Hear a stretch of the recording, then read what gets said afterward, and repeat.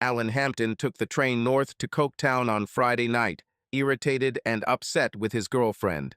He was irritated by the fact that he had been dating Jill Summers for 3 years, of which they had been engaged for 2 years, but she had never set a wedding date or allowed him to have an intimate relationship with her.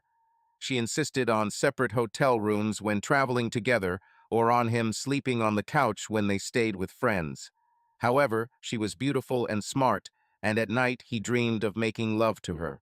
He cursed the scoundrel who slept with her, abandoned her, and even bragged about it.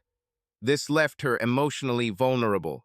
Everything would be easier if he was sure that she was unable to relax sexually.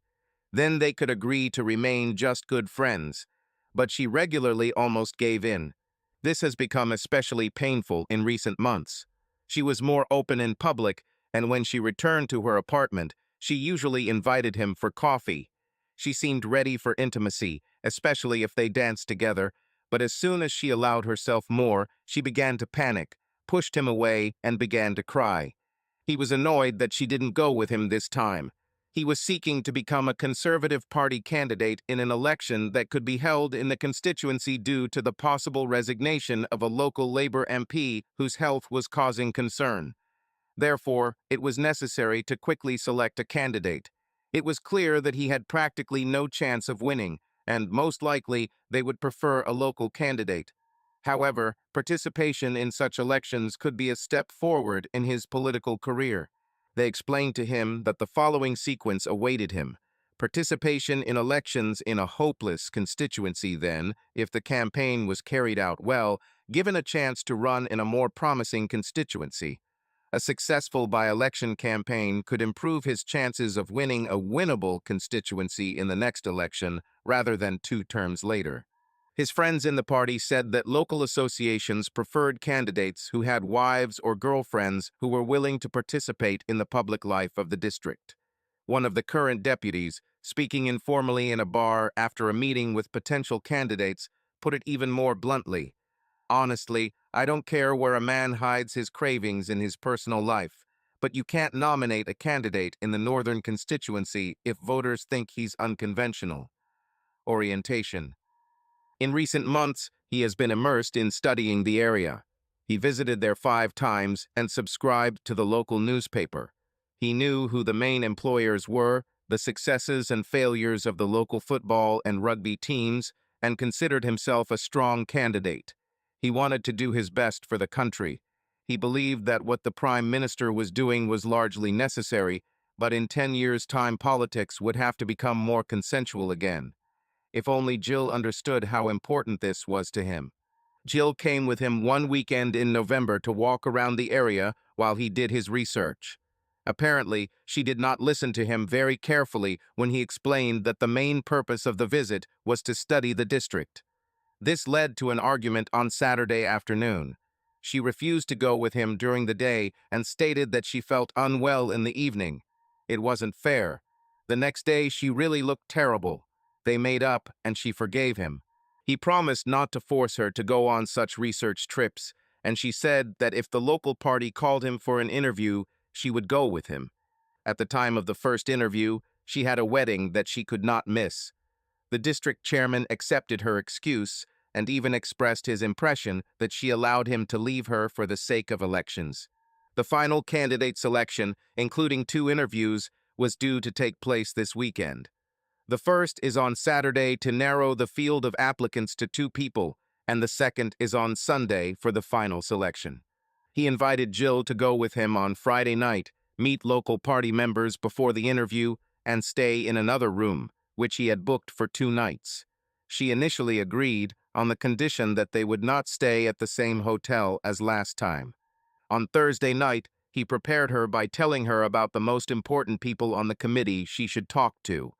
He mentioned the district chairman who loved to talk to women and acted as if he was the epitome of beauty and youth.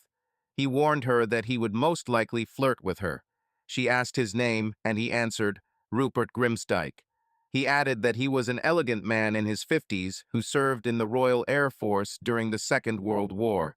Yesterday afternoon, Jill told Alan that a friend who had recently broken up with her boyfriend needed her support, and so she would not be able to come see him on Friday evening as planned. But she promised to be with him by Saturday in order to be in time for the election campaign, or at least in the evening, by the end of the events. She decided to tell him about it while he was teaching sixth grade history, so he simply couldn't argue.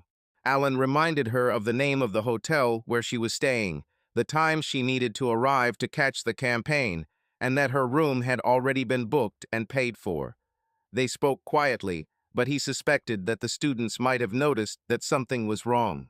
Alan arrived at the Castle Hotel at 8 o'clock on Friday evening and spent some time reading the local Bugle newspaper for the current week. Then he met Douglas Allardyce, a spokesman for the party's central office, for a few drinks. Douglas noted that there is a possibility that a local candidate will be chosen, but recommended remaining optimistic. However, he made it clear that Alan's chances would be better if Jill arrived the next day. Alan went to bed early, but could not fall asleep for a long time. As he lay in bed, he imagined Jill. To make matters worse, he noticed that it was easier to fantasize about his friend Rebecca than about Jill. They were both tall brunettes with long hair. Jill always dressed elegantly, while Rebecca wore simpler clothes. Their hairstyles were also very different. The next morning, after a light breakfast, he tried to call Jill at the number she had left, but all he heard was a dial tone. He also called her home number, but there was no answer. Alan began to worry that Jill would not make it in time and went for a walk to calm his nerves. Returning to the hotel around 11, he asked the receptionist if Jill had arrived and if she had left him any messages. There were no messages, and he did not see Jill in the foyer. He was told that he had to be at a meeting of the local Conservative Association no earlier than 1 o'clock in the afternoon and no later than 2:30. After checking the train schedule, he realized that if Jill did not arrive by 12:50, he would have to go to the campaign without her. It was already 11:30, and he began to suspect that Jill had let him down. He cursed to himself and left the hotel to go to the station to meet the next train. At that moment, he felt a familiar aroma and looked around. To his relief, he saw a ponytail of hair that looked so similar to Jill's. The woman was wearing a knee-length black skirt and a red jacket, which Jill often wore when she wanted to look smart but not too formal. She even put on her glasses to see the name of the hotel. Alan, without hesitation, walked up and hugged the woman from behind. "Darling, it's so nice to see you. I'm so glad you were able to come." The woman turned and looked at him, smiling slightly. Then she laughed. "I think it's a case of mistaken identity." To his horror, Alan realized that he had hugged a complete stranger. Her accent was similar to BBC English. Alan blushed and quickly apologized. "Sorry, I thought you were my fiancée." "She's a lucky woman," said the stranger, winking at him. "I wish my fiancée was as enthusiastic as you. My name is Eve Harrington. Nice to meet you."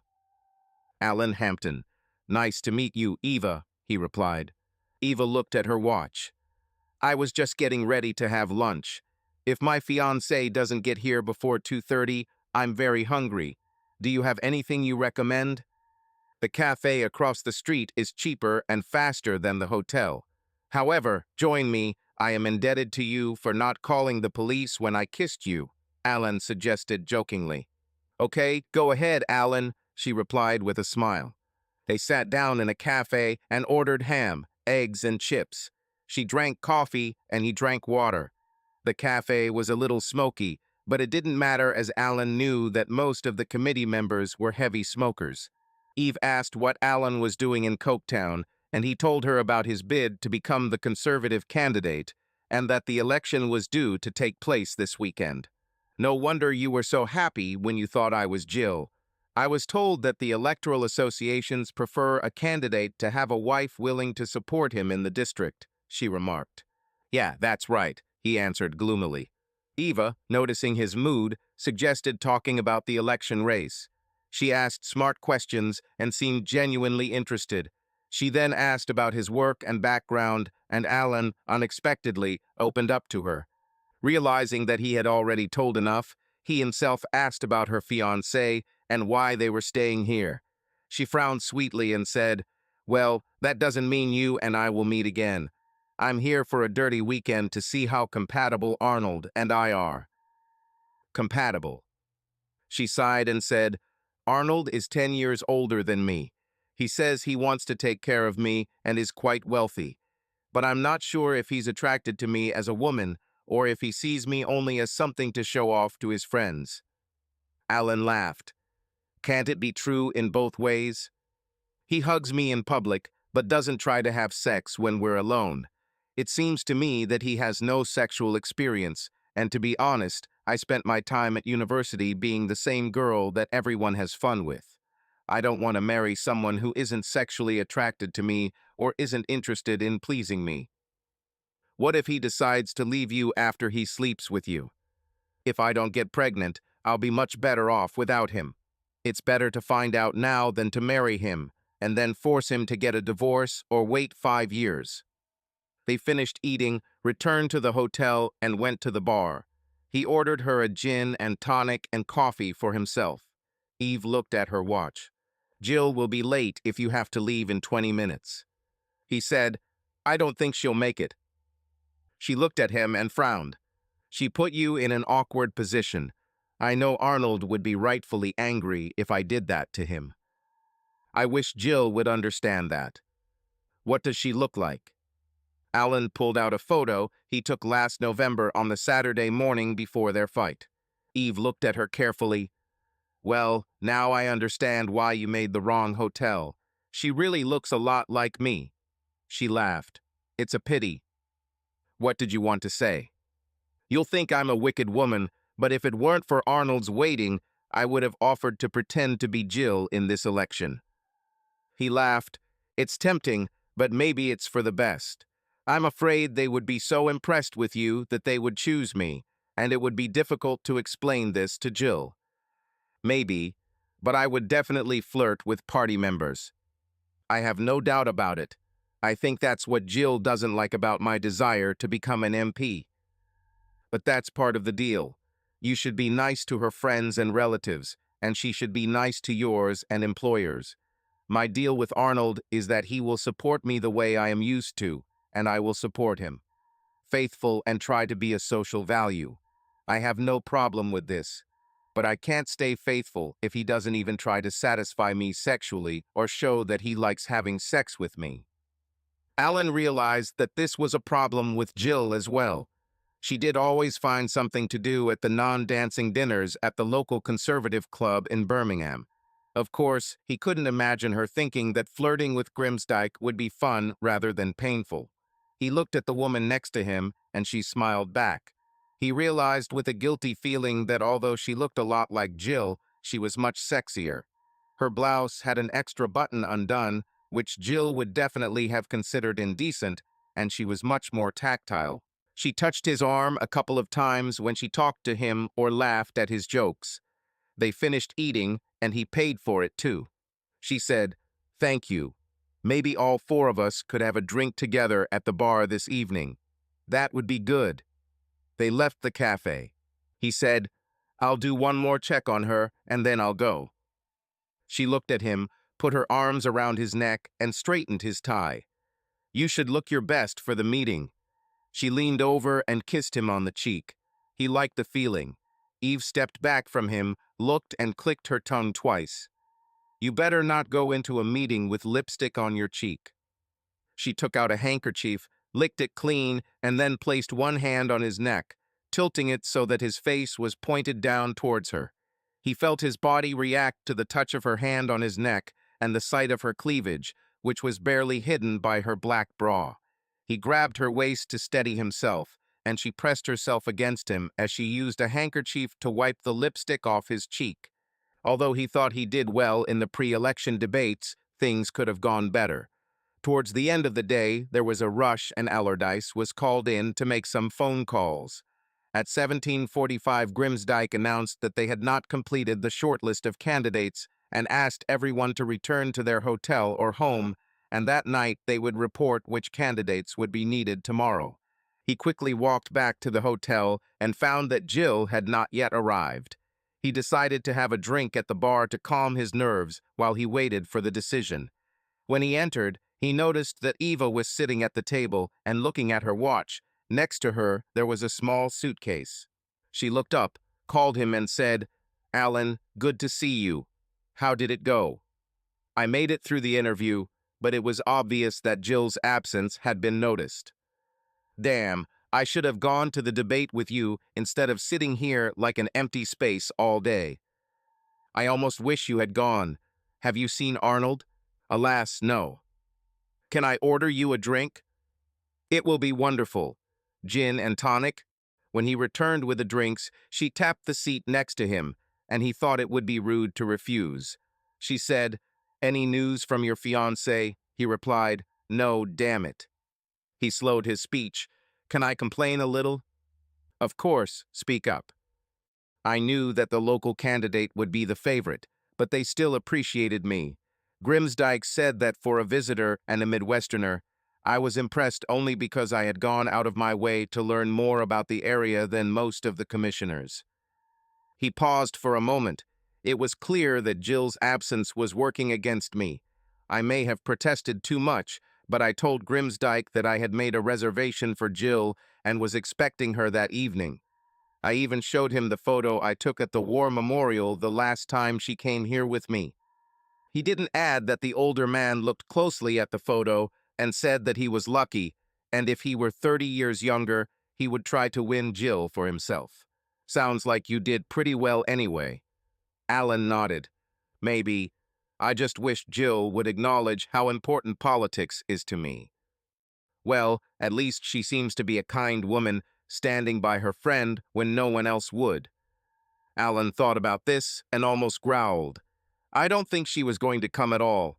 Joan was just an excuse. There were other friends who could have supported her." She patted his hand.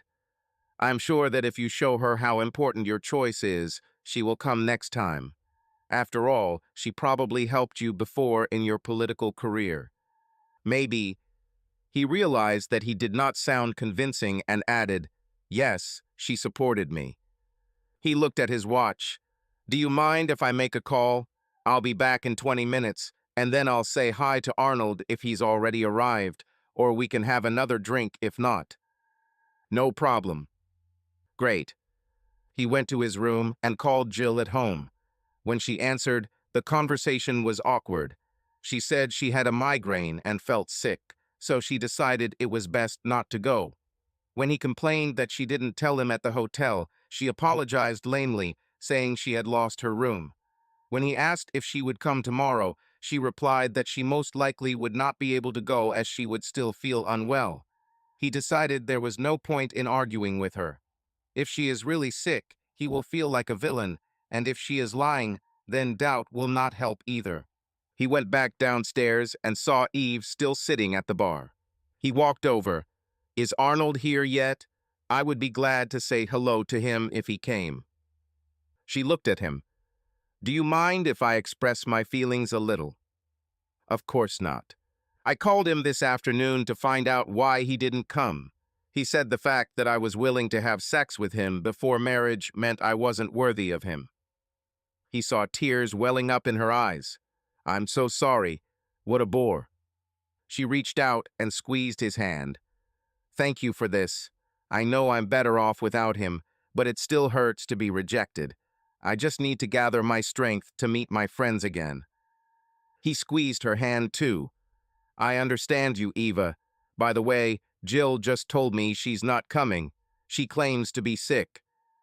She said, "Maybe we can cheer each other up a little. I don't want to be alone." "Certainly. It's my turn to treat." She walked up to the bar, and a moment later the bartender brought out a bottle of cava in an ice bucket and 2 glasses. She said, "Thank you, Mike." The bartender replied, "I wrote down what you ordered during happy hour, so the drinks are 2 for the price of 1. The second bottle is already on ice, if you give me a hint." "You are a darling." After the bartender left, she turned to him. "Will you drink to my freedom, Alan?" He laughed and said, "With pleasure." Apparently, time spent with Grimsdyke has an effect on someone. After the first glass, Eva said, "I need to check if there is a free room. Arnold said that he would sort everything out, but if he was never going to come here. Why don't you use the room I reserved for Jill? It has already been paid. Eva smiled at him and kissed him on the cheek. How kind of you. I can give you your money back. It's okay. I've already paid and you're a damsel in distress. Why not have dinner with me? We can celebrate your release and the fact that I didn't make a complete fool of myself today. She dabbed at her eyes with a handkerchief and gave him a brave little smile. Thanks, Alan. I'll take you up on your offer if we split the bill for dinner. He couldn't help but remember that Jill always expected him to pay for everything on their dates, even though she earned the same amount as him. Are you sure? I'd like some company tonight. He handed her the room key. They finished the bottle, and she said, I need to change. See you in 10 minutes. As she headed towards the stairs, he watched her hips sway, and as she approached the door, she turned around and winked at him. He realized that they were flirting with him, and he even liked it. He left a message at the front desk so that if a call came in for him, they could find him at the bar or restaurant. When Eva returned, she freshened up, applied perfume, and changed clothes. The black dress rose above the knee, revealing her cleavage. He noticed that she was wearing stockings. She looked like a sexy version of Jill, and his body reacted to the sight. He noticed that all the men and many women were looking at her. He stood up and kissed her on the cheek. She winked at him and said loudly, Darling, I'm sorry I kept you waiting. She sat down next to him, and Alan decided to answer her in kind. You were worth the wait. Honestly, you look amazing. Well, I bought this outfit to entice Arnold to take me over. It would be a shame not to wear it at least once. He looked around and noticed several men looking at her. I bet every man in the bar wants to have you tonight. She smiled at him and kissed him on the cheek. What is this, a challenge? She clicked her tongue again and winked, letting him know she was joking. After they finished the second bottle, she said, Let's go dance. The hotel had a small band playing music from the 30s and 40s. Eva danced as well as Jill, but was more relaxed. He felt her breasts pressing against his chest, and he liked it. After 2 dances, they returned to the table. Eve looked up, caught the bartender's eye, and nodded at him. The bartender brought the second bottle and opened it. He was clearly distracted by her dress, and Eve, following his gaze, said, You can look, but you can't touch. The bartender blushed, and she added, I don't mind, Mike, but my man might get jealous. She hugged Alan's arm and winked at the bartender, who smiled back. Alan looked at her as the bartender left. I still can't believe Arnold left you in this situation. He's a hypocritical bastard. I suspected he was like that. I was thinking about what you said. It really makes sense to find out if you're compatible before getting into a serious relationship. Eve patted his leg and left her hand on his thigh. It's nice that you say that. Sometimes I think that I was born 20 years earlier than I should have been. A woman who loves sex is, in the eyes of too many men, a woman of easy virtue. He replied, It's not fair. I think that's exactly the problem Jill has. She believes that women are either promiscuous or good girls. I'm sorry she had to teach sex education classes at her school. Why? They love to piss her off. There are 3 girls who are clearly trying to shock her. How? One of them asks her questions about how far a good girl can go in certain situations. The problem is that Jill thinks the girl knows she's not a good girl herself and just wants to know how to pretend to be one. Sounds like me 6 years ago. There is another girl, a friend of the first one, who helps her tease Jill. One day she said that her boyfriend wanted to have sex with her and his cousin, and she asked Jill how she should react to this. The first one immediately asked a question about the practical side of such sex and asked if Jill had ever had such a situation. They probably spend hours thinking about how far they can go. She understands that they are teasing her, right? There's also a third girl who asked her about a certain type of sex and whether it's a smart way to give a guy what he wants without risking getting pregnant. Good question.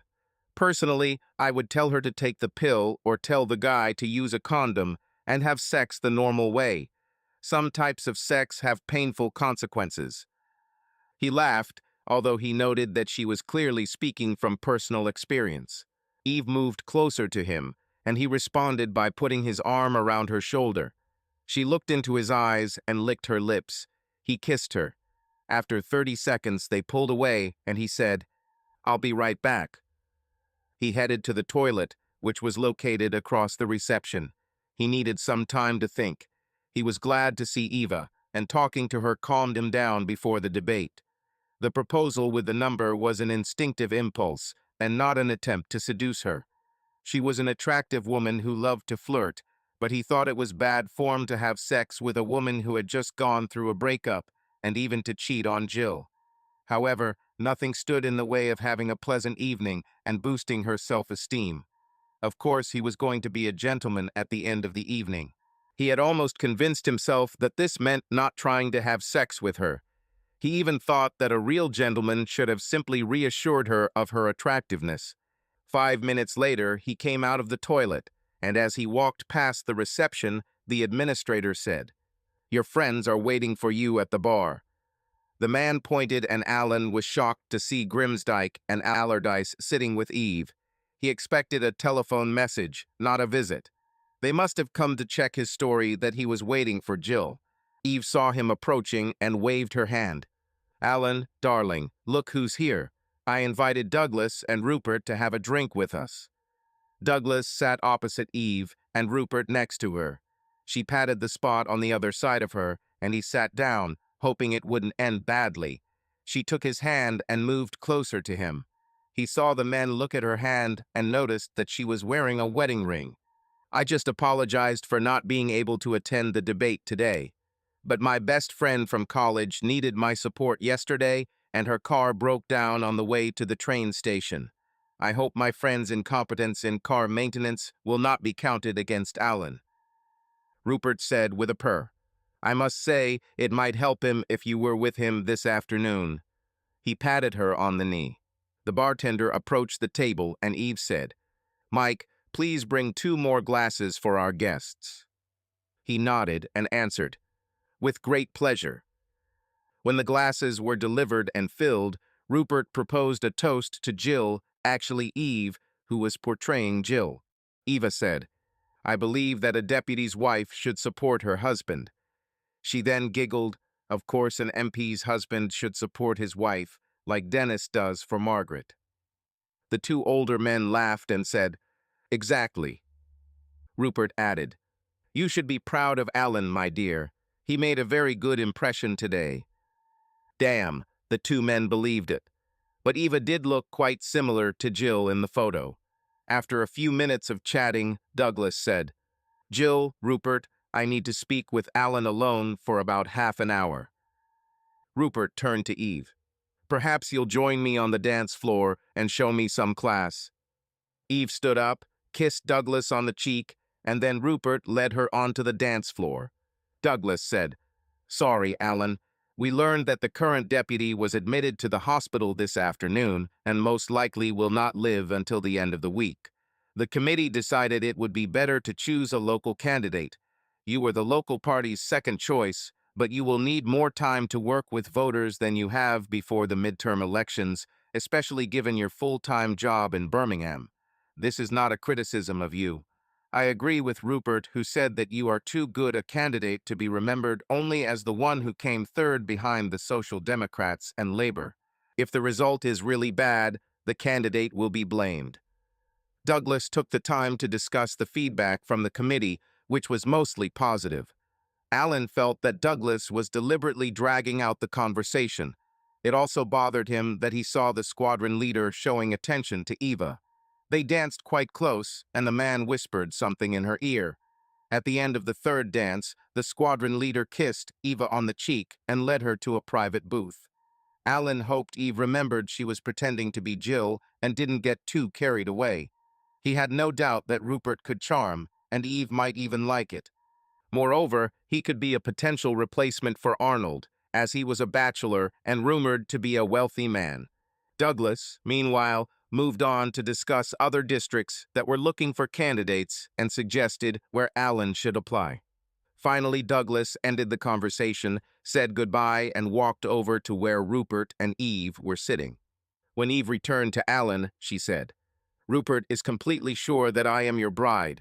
By the way, he is a great dancer and a horny old man. When we sat down, his hand was immediately on my knee. He hinted that it would help your career if we went to my room and continued the conversation in private. Are there training sessions for partners of future MPs on how to deal with requests from senior party members to lift their dresses and take off their panties for a quickie?" She winked at him, and he laughed. He couldn't help but imagine having sex with Ava, and his body reacted to the thought. Eva said, "They are watching. Let's pretend we're lovers." She took his chin, turned his face towards her, and kissed him passionately. He tensed for a moment, and then decided to play along. After a minute, she pulled away and smiled at him. "After a year with Arnold, who only pecks me on the cheek, I appreciate the attention of a real man." Then she whispered, "Put your arm around my shoulder." He did as she suggested. Eve pressed herself close to him and took his other hand. "We will look gentle, but not in a way that violates decency." He felt a moment of remorse, but then decided that what Jill didn't know wouldn't hurt her. In fact, if you think about it, Jill betrayed him by deliberately not coming. Perhaps it was for the best, because he doubted that Jill could cope with Rupert's gallantry. Of course, she would have the right to be offended. At the moment, he was grateful that Eve was willing to laugh about it. "Thank you for not making a scene, but I'm sorry. It's not your fault." "Eve, I think now I definitely have to pay for dinner for you pretending to be Jill and enduring an offer from an old pilot." She laughed. "Okay, but you'll have to call me Jill tonight while they're still at the bar. You can't confuse your fiancé's name in public. They went to the reception first, not to look for you. Rupert at least checked that you really had a fiancé and that the second room was booked." He froze. He obviously did the right thing by not canceling the reservation and was grateful that Eve decided to pretend to be Jill. Alan laughed. "Of course, Jill. You could have just called me darling, darling." He laughed and realized that the last hour had been both fun and stressful. His heart was pounding, and lying to older men was arousing. When they entered the restaurant for dinner, Douglas and Rupert were just leaving the bar. They both shook his hand, and Rupert kissed Eve on the cheek and whispered something in her ear. Dinner didn't take long. They only ordered an appetizer and main course, plus a bottle of wine. Eve encouraged him to talk about himself and his ambitions in light of today's disappointment. Being with someone who looked like Jill, but wasn't her, somehow made him unusually open. He always considered it bad manners to discuss women in a sexual context with men, and had no close friends who would not meet with his friends to discuss with them what women liked. He was surprised at how sympathetic she was, and made him think more clearly about his relationship with Jill. Jill seemed to take pleasure in making him want her, getting him intimate, sometimes being very affectionate towards him in public, and then pushing him away when he thought they were about to have sex or even take off their underwear. Her promising to come with him this weekend and then leaving him in a difficult situation wasn't too far off from what Arnold did to Eve, using the fact that she agreed to go as an excuse to break up. That's when he decided he would cheat on Jill. She ruined his chances today, and the situation would have been much more humiliating if not for Eve's improvisation. He ordered coffee, but agreed with Eve that they should drink it at the bar. He also ordered another bottle of wine and returned to find Eve at a booth table. She patted the seat next to her, and he sat down. When she asked about the physical side of his relationship with Jill, he couldn't lie. She squeezed his hand under the table and said, "She's being unfair to you. She should either set a wedding date, or, if she is not ready to marry you, she should have sex with you." He replied, "I think so. These days, with protections, it's smart to make sure you're sexually compatible before you get married, and we've been dating for 3 years." "You mean you haven't had sex in 3 years?" "I'm afraid so." He had never really experienced what sex was. It was a matter of being raised in an all-male school and college and being told to do the right thing. What a waste. If it's any consolation, I also didn't have sex for a year while I was dating Arnold. He noticed that Eve was thinking, "What's happened? Was Jill here with you last November?" "Yes. Why are you asking?" "Crap. I don't know if it's true or not, but Grimsdyke claimed that he met me, or rather, Jill last November. I thought that he was just checking to see if I was a fake, and I said that I didn't remember meeting him. He said that our meeting would not be forgotten, and if it was a normal Saturday afternoon for me, then I should probably go back to my room with him and spend the night. He asked if you knew how active I was." Alan suddenly felt nauseous. If something happened that weekend, it would explain why Jill was so reluctant to return to this city. She also changed her decision to come after finding out Rupert's name, which made him worry that something had happened between them. Alan tried to remember that weekend. He recalled that Jill was unhappy when she realized that the main purpose of the trip was to explore the area. When he suggested spending the day at libraries and football games and the evening at a concert at the town hall, she said she had papers to grade and that they would meet for dinner that evening. When he returned in the evening, he found a note under his door, which said that she was not feeling well and decided to go to bed early. Eve continued, "In the end, I convinced him that he had confused me with someone else, saying that I was ready for him to tell you the whole story, since there was nothing behind it. He said the woman called herself Rebecca while he was making love to her." He almost vomited. Jill had betrayed him emotionally by not coming today, and now he had reason to believe that she had betrayed him physically last November with a 60-year-old man. The fact that she chose the name Rebecca suggested that she had decided to cheat on him early on in the meeting. He whispered to her, "It seems Rupert may be telling the truth about his meeting with Jill last November." She took his hand and said, "I thought that might be the case. I'm sorry, but you can discuss this with her next week. Say that this person recognized the photo and said that she was not a suitable wife for a deputy." He nodded. "Yeah, there's nothing you can do about it now." Instinctively, he felt that there was no reason for him to remain faithful to Jill tonight. He patted Eve's knee, and she placed her hand on top of his and left it there. She turned her head, looked at him, and parted her lips. He smelled her perfume, closed his eyes, and kissed her. She responded enthusiastically. After a couple of minutes, he broke the kiss, and she whispered, "Should we finish the bottle upstairs?" "Yeah, that sounds great.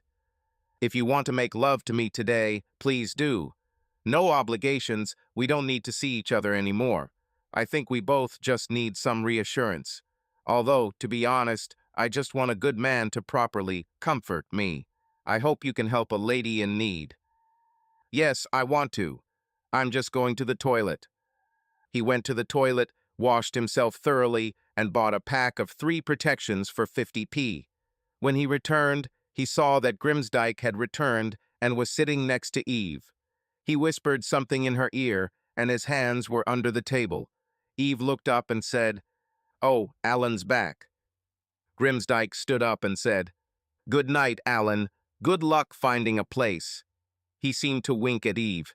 Eva said, "We need to talk. While I'd rather make love to you, you might want me to spend a little time with Rupert to find out what Jill really did last November. Let's go to your room." They went up to his room and kissed passionately. Then Eve stepped back and said, "You want Jill to lose her job?" "What? If I don't meet Rupert in my room by 11, he's threatened to send pictures of what Jill did last November to the headmaster of your school. He says that if the director saw them, he would insist that I, or rather, Jill, resign without a recommendation. He said that I, Jill, would be a disaster for your career and that I should break up with you if I loved you. He is willing to believe that I have convinced myself that it was just a dream, although he is very interested in how I will justify the photos and the money in my wallet the next morning. He might be bluffing, but are you willing to take the risk?" Alan sat there, stunned. "I don't want her to be humiliated or have her reputation ruined." "I was hoping you would say that. Okay, I'll meet him. Do you want to know what she did that weekend? What exactly? If you confront her next week, she might just say it was a minor kiss and hug that didn't mean anything and would only hurt you if she talked about it. I've made mistakes myself in my life, and I know how easy it is to deny them or downplay their seriousness. Sure, it might have been a slight mistake, but you will always doubt that there was anything more to it. Part of me can't believe she did anything seriously wrong, but you can't be sure. If nothing else, Rupert is clearly not one to be easily shocked. It sounds like he still wants to sleep with Jill tonight in exchange for letting her end your relationship on her terms. Obviously, I could just promise him that, but that won't help you decide what to do with Jill. How can I find out the truth? I think I can bluff and get him to tell me exactly what Jill did last November. He already half believes that I forgot everything. Tell me as much as you can about that weekend and what you told Rupert about it. I also need to know what you can tell me about Jill and her body. Maybe I can convince him it was just a case of mistaken identity. Alan hid in the bathroom of Eve's room. Eve had the radio on to mask any noise he might make, and the furniture was arranged so he could clearly see the bed and sofa. The bathroom door was ajar, and the lights were off. While it wasn't without risk, it seemed like the best way to hear what his girlfriend had done 4 months ago with Rupert Grimsdyke. Eve was confident that she could make Rupert look only at her and not at the bathroom door. If she sits on the sofa, she will choose the side farthest from the door, and if necessary, she can distract him in other ways. The main risk was that Rupert might need to use the bathroom, but Eve was sure he had gone to the downstairs toilet before going up. If he did want to use the toilet, she promised to improvise and distract him long enough for Alan to hide behind the shower curtain in the bathtub. Finally, there was a knock on the door, and Alan made himself as comfortable as possible. Eva opened the door and said, "Come in, Rupert." Rupert came in carrying a bottle of champagne in an ice bucket and 2 glasses. Eva said that in order to get him to spill the beans, the man had to believe that she was willing to offer sex in exchange for his silence. She was wearing a short black satin kimono and black stockings. She invited Rupert to sit on the bed, and she sat on the sofa opposite, crossing her legs. Rupert opened the bottle and began pouring glasses. His gaze was fixed on Eve. "Rupert, you think you met me last November and that I was friendlier to you than I should have been. You told me that my behavior was so bad that if I cared about Alan, I should break off the engagement. Yes, I would say it's obvious. What did I do that weekend? I got very sick on Sunday and don't remember Saturday well. I thought I had caught some kind of infection, and everything else was just a crazy dream." Rupert handed her a glass of champagne and sat down next to her on the sofa. "The kimono suits you. Are you sure you want to continue this way? I'm willing to admit that I was angry with Alan and allowed you to kiss and hug me that day. But how do I know that you are not just trying to trick me into having sex with me? Only because I knew we'd both love it, darling." Through the crack in the door, Alan saw Rupert put his hand on Eve's knee. "I don't believe you. It's not like you didn't know what sex was before that night. Once, in a failed relationship that made me scared of being intimate with someone who could hurt me emotionally. A man left me after we made love for the first time and bragged about it to his friends." Alan told this story to Eve, and she then expressed sympathy for Jill. "I'm sorry. I can assure you that I would come back for more, making it clear that this is all just a little fun before sex. But that's no reason to treat Alan badly by having sex with strangers who can't hurt you emotionally." Eva said, "I admit that you really think that I am the woman you met last year, but I am not. You can't blackmail me with lies, and I don't believe that Alan will reject me if I just kissed you drunk." Rupert refilled the glasses and sat on the bed, looking into Eve's eyes, trying to find a reaction that would confirm that she remembered what happened in November. "My dear young woman, if it were just a private kiss, I would not be so rude as to remind you of it or consider it a problem. Today Alan showed me a photo of you and mentioned that it was taken here in November. The woman in the photo is the one I met that month. This woman got into an argument with her boyfriend, who went to watch a local football game and booked them to a boring concert at the town hall instead of dancing or having a romantic time with her. I asked her to dance to pass the time until he returned, and she agreed. Does this mean anything to you? The woman nodded. Okay, the football match and the concert are familiar to me.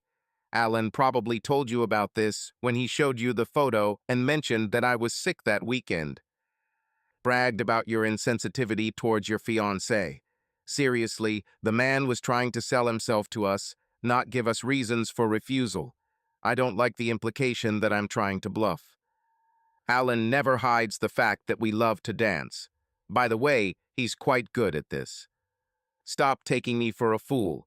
Even if you refuse to acknowledge the details, you know something happened. You didn't show up to the debate, even though it hurt Alan's chances. Why would a faithful and loving bride do this? My bet is that you were planning to go, but Alan mentioned my name as someone you needed to get along with, and you recognized it as the name of the man you once satisfied. Alan became increasingly convinced that Rupert was telling the truth. Before he mentioned Rupert's name, Jill seemed ready to go to Coketown with him. Rupert stood up, but then sat back down on the sofa next to Eve.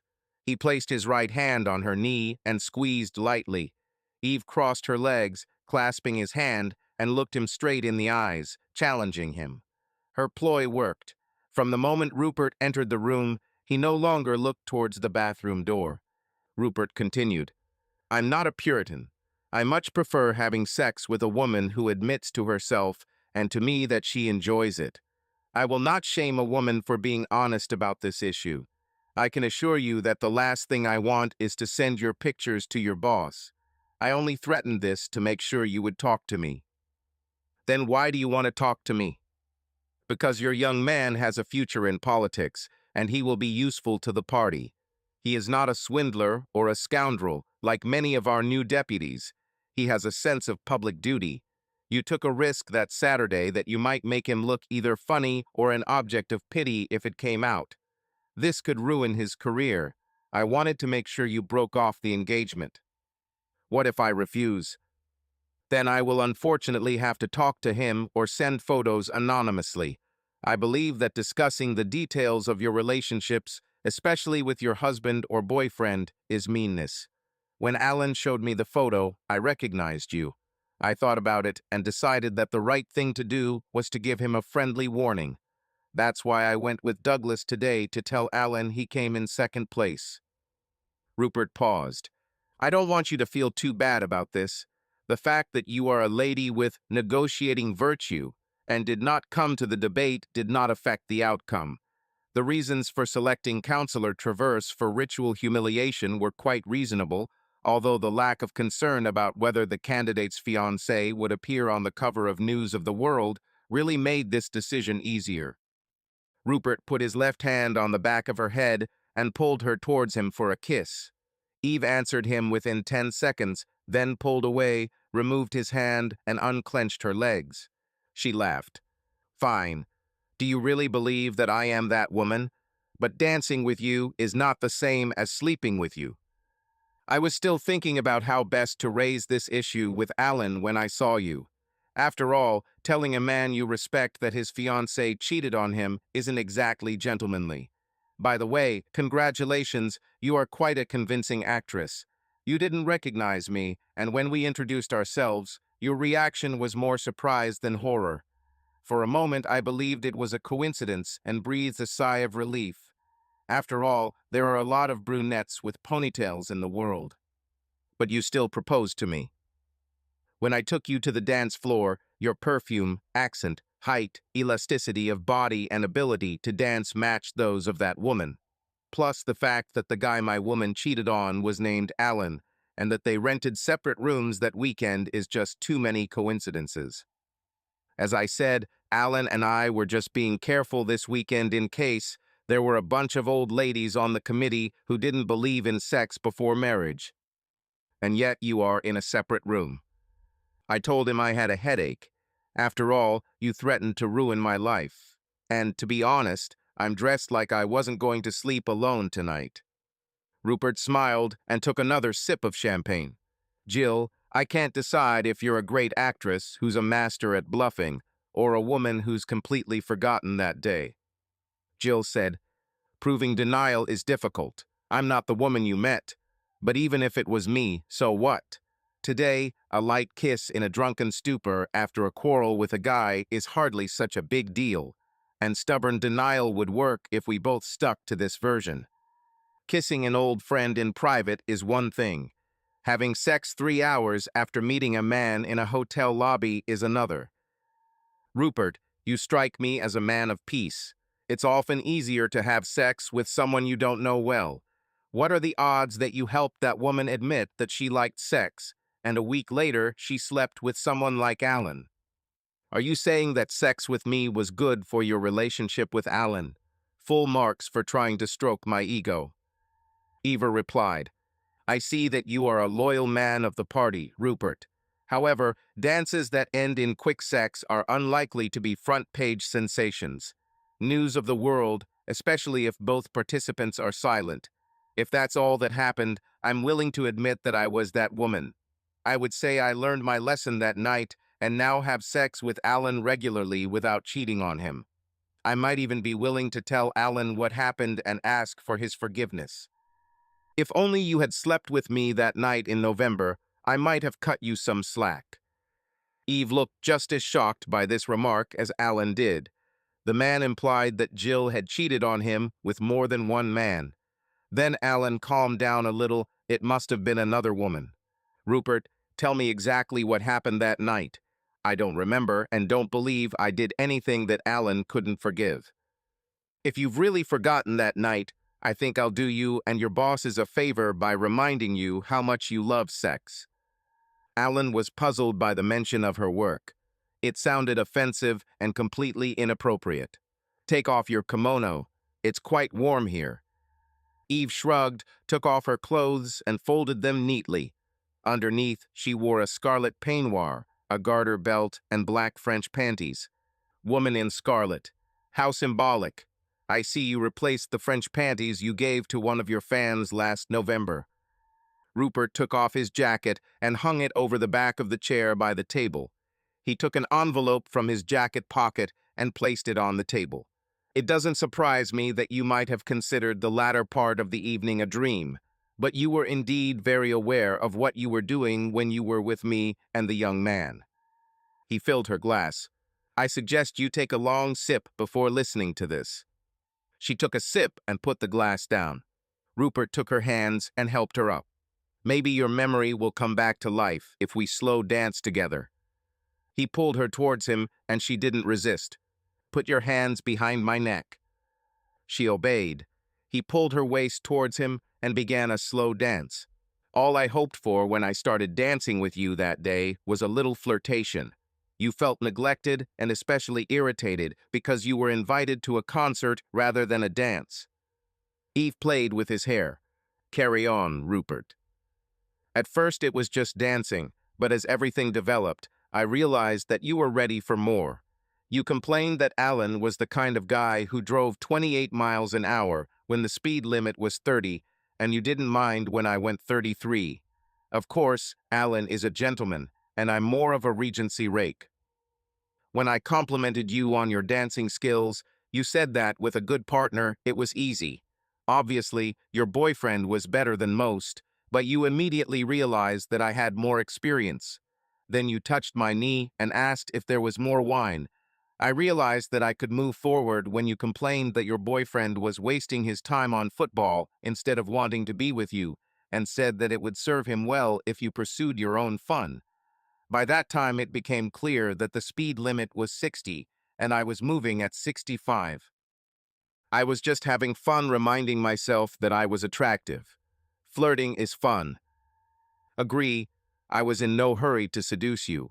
The turning point came when I offered to teach you how to dance better. I said that you would dance more freely if you changed your clothes and presented yourself as a different person. I convinced you to change into capri pants when you asked me to teach you how to dance. You're kidding me, Rupert. No, I have noticed that women who are shy about dancing relax more easily if they imagine themselves as someone else and change their clothes.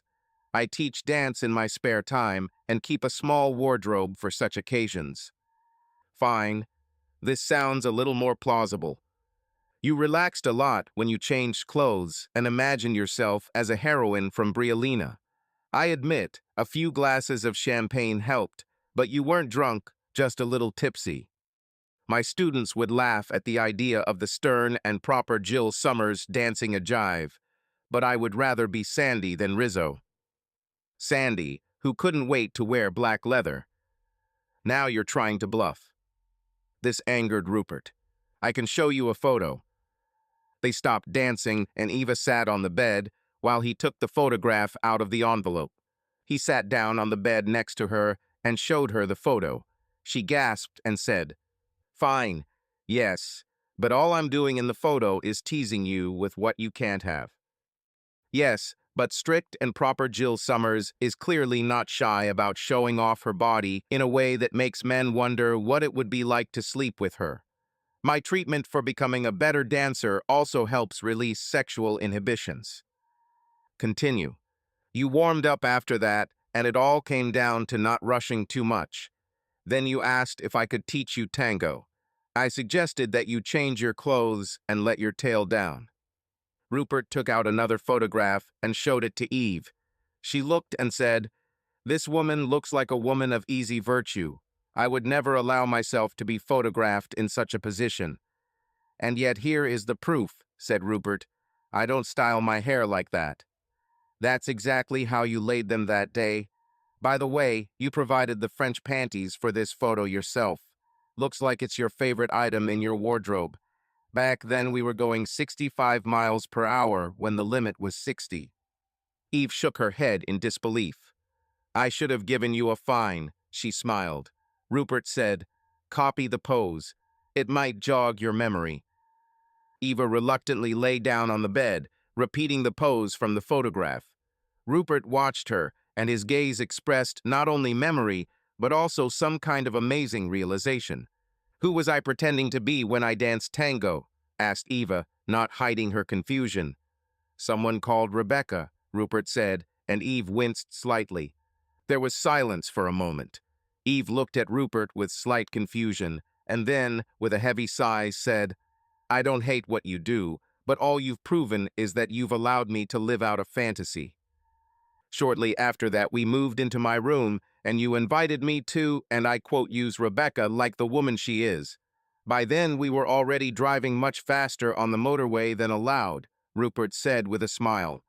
"Whenever you had doubts, calling you Rebecca seemed to take them away completely," he added, and there was something in his voice that made Eve hold her breath. Rupert continued, "If I hadn't been a gentleman and taken the time to defend myself, I might have done it that way." He looked at Eve, waiting for an answer. She seemed to be trying to regain control of the situation. Calmly, but with a hint of vulnerability, she said, "Today, a little kiss and a quick moment alone after a fight with a guy is not such a big deal. These photos were taken with Polaroid, so there are no negatives. Tomorrow I will tell Alan that you have proof that I cheated on him with a stranger, and you can call him next week to confirm that it is true. He can decide whether to leave me or not. After that, you will destroy the photographs, and no one will ever know that this happened." Rupert grinned, his gaze flashing with excitement. As the great Al Jolson said, "You ain't heard nothing yet. After everything happened, you decided that you wanted to drink and dance rock and roll," he said, as if he didn't believe her words. I called down and asked to bring more champagne. A few minutes later, the young man I was supposed to meet came in. He was at the reception trying to woo the receptionist when I called. He thought that the champagne was intended for him, in honor of his coming of age. He was a little surprised when he saw you hugging my neck. "So what?" Eva laughed. "You congratulated him on his birthday and said that your name is Rebecca. And then she was happy to joke with me," he answered, smiling. "You knew how to make him feel awkward and flatter him at the same time." Eva looked at the photo he showed her and laughed. "I'm impressed. How cleverly it turned out. Then you kissed me in front of him," Rupert continued. I can even show you what it was like to jog your memory. Rupert took a chair and sat down, then looked at Eve with a playful smile. You were excited by this audience, he said quietly. The mirror was positioned so that you could see how he reacts to our kisses. He kissed her, and Eve closed her eyes, lost in the memories of that moment. Rupert said with a smile. Then you offered to give him a dance in honor of his birthday. He was so embarrassed and agitated that he had to go to the bathroom to recover. Eva laughed. Ah, young guys. All they need is a little attention from a woman to lose their heads. There was no harm in it. Rupert nodded. You decided to stay and help him learn to dance. I knew you wanted to support him, but I didn't think it would go this far. He showed her another photograph, which showed her kissing a young man. To be honest, said Rupert, you were very generous. Perhaps you just wanted him to feel more confident. Eve put her arm around Rupert's neck. Their eyes met, and she said, However, we were both dressed, and nothing untoward happened.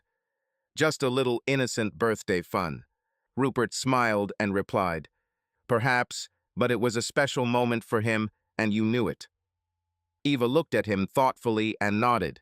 Yes, perhaps it really was a moment that he will not forget. But there was nothing bad about it, just a sincere desire to give someone joy. Rupert looked at her warmly and said, You were a natural in this role, and I am proud to be around a woman like you. They kissed again, their hearts beating in unison, full of emotions and memories that connected them more and more. Rupert, how much champagne did I drink then? I remember having a few drinks at lunch. We both know you're not going to send that photo to Alan, let alone the director. If you do this, I will say that you got me drunk and forced me to pose for these photographs when I was unable to make adequate decisions. I'll tell Alan everything, but I don't see the need for it yet, especially considering everything that happened and your actions. Look at your eyes in this photo. You knew what you were doing at that moment. You're right, I won't send this to your director, but I still think you will ruin Alan's life if you stay with him. Nonsense. One crazy day and evening doesn't prove anything, she replied indignantly. Rupert looked at her, not hiding his disappointment. You're really trying your best to deceive yourself. It's one thing when a wife or girlfriend makes a mistake, but what happened and your actions speak for themselves. Look, I just want you to be honest with yourself. Your actions tonight were completely deliberate. You acted like you wanted it. And these are not my words, but your actions. If you didn't want to be the center of attention, you wouldn't allow yourself to be photographed like that. Jill, who had been watching the dialogue all this time, finally couldn't stand it. I'm impressed by your ability to draw conclusions, Rupert, but none of us are perfect, and you, too, cannot claim to be completely sinless. Rupert laughed, clearly not hiding his sarcasm. Of course, no one is perfect, but I'm talking about the consequences of your actions, Eve. Do you think you can just forget this and continue living with Alan as if nothing happened? Eve met his gaze. What are you going to do if I don't tell Alan? Do you seriously think that your threats will force me to do what you want? Rupert frowned. I have a choice about what to do with this information. I can just tell Alan about it, or I can make the rumors spread throughout my social circle. Once the rumors start, they will grow and become even more unpleasant. Eve frowned, but continued to maintain her composure.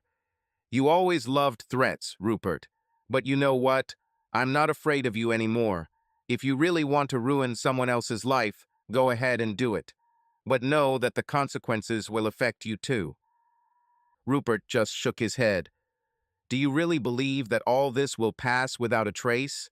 I saw how you tried to convince yourself otherwise. But Eva, sometimes the truth hurts the most, and it will eventually catch up with us all. Eve turned away, her eyes shining with the tears she was trying to hold back. I won't play by your rules anymore, Rupert. This is my life, and I myself will decide what happens next.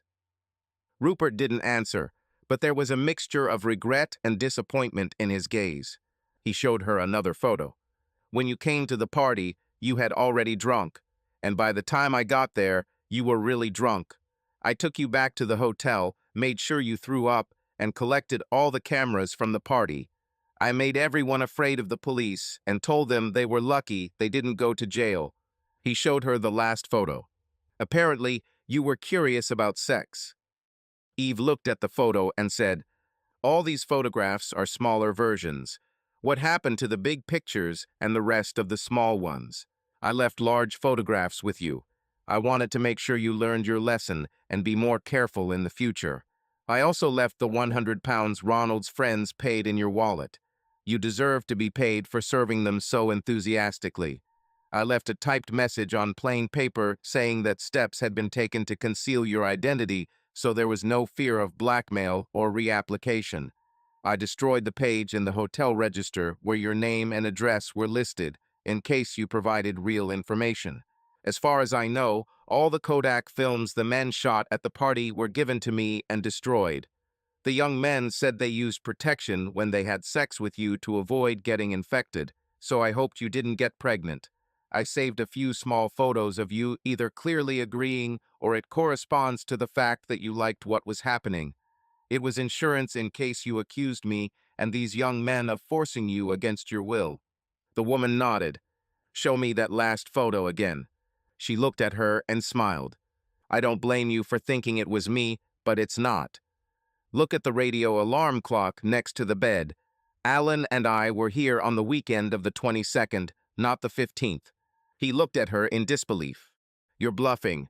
I admire it, but you are definitely that woman. I never received any photographs, a letter, or 100 pounds. If I had received it, I would not have agreed to come to Coketown at all. The risk would be too great. Of course you say so. That woman doesn't have a butterfly on her back. What? Eve turned her back to Rupert and lifted her negligee. She had a butterfly tattoo on her lower back. Then she lowered her negligee. Call Alan next week and ask him when I got this tattoo. That was until the weekend I was on vacation in the States last summer. I'll tell him that you honestly thought it was me. And you can tell him everything that woman did with your relative's rugby buddies. He stared at her. Why didn't you stop me earlier so I wouldn't make a fool of myself? Eva said, I needed to find out what that woman did and convince you that there was no need to take any action. If it had only been about sex with you, I would have said I learned my lesson that night and told Alan. But the truth turned out to be more incredible than the story you thought was true. I had to prove to you that I am not the woman you took me for. I have no hard feelings. You did what you thought was right, and I will take the fact that you wanted to have sex with me as a compliment to my charms. By the way, you are really very good. If you want payment for your services, I won't argue. Good night. It's unlikely we'll meet again. Please put in a good word for Alan at headquarters. Eve clicked her tongue and shook her head. Rupert apologized as best he could and left, promising to fulfill her request. A moment after Rupert left, Alan emerged from the bathroom. He held back his anger and tried not to make sounds. Now he could express his emotions. He sat down on Eve's bed and cried. Eva sat down next to him and hugged him. She held him tightly to her as he cried. After a couple of minutes, she said, Now you know the worst. Talk to her when you calm down. I've done stupid things myself, and no matter how much Rupert says, she willingly allowed herself to be treated like a woman of easy virtue. If she's been drinking since noon that day, she deserves leniency. But I thought she was a good girl and not dependent on sex. You see, Alan, you don't know much about girls. The best ones aren't as good as you probably think, and the bad ones aren't as bad. Not that bad at all. Alan looked at Eve. What do you mean? The woman you described to me simultaneously wants sex and is afraid of it. For these women, it's easier to sleep with a stranger than with someone they know, especially if they don't have to meet again. I know that my best friend would rather experience her first sex with a stranger she met on holiday in Saundersfoot than with someone from college. You were outraged by hearing about Jill, but you were turned on by the idea of her doing all this. Sex has no meaning, and denying your sexual desires risks causing them to flare up at the most inopportune moment. Is there even the slightest chance that it wasn't her? Eva said, He left photographs. She looked through them and found one. It was clear that this was his bride. Eva asked, "Is Rebecca a real person?" He replied, "Rebecca is the name of one of the 3 girls I told you about. Jill believes that she is a girl of easy virtue. The fact that she imagined herself as this girl during sex shows that she has problems admitting her own desires. You need to decide for yourself what is right for both of you. Just think about it and be as kind as you can." Alan remembered his male friends who said that they had difficulty thinking about the women they respected and loved in sexual terms. "Fine, I'll think about it before I talk to her," Eva said. "Before Rupert interrupted us, we agreed to enjoy the evening. I haven't had sex for a year. I want you to make love to me. More precisely, I want you to do it like a man who hasn't had sex for 3 years. Pretend I'm Jill and do to me what you've always dreamed of. You know what kind of woman I am, and there is no need to hold back. I want this just as much as you do. I'm on the pill, so you won't need those condoms you bought. By the way, this is only for today. After everything you've learned about me, how can you even trust me?" She smiled and kissed him.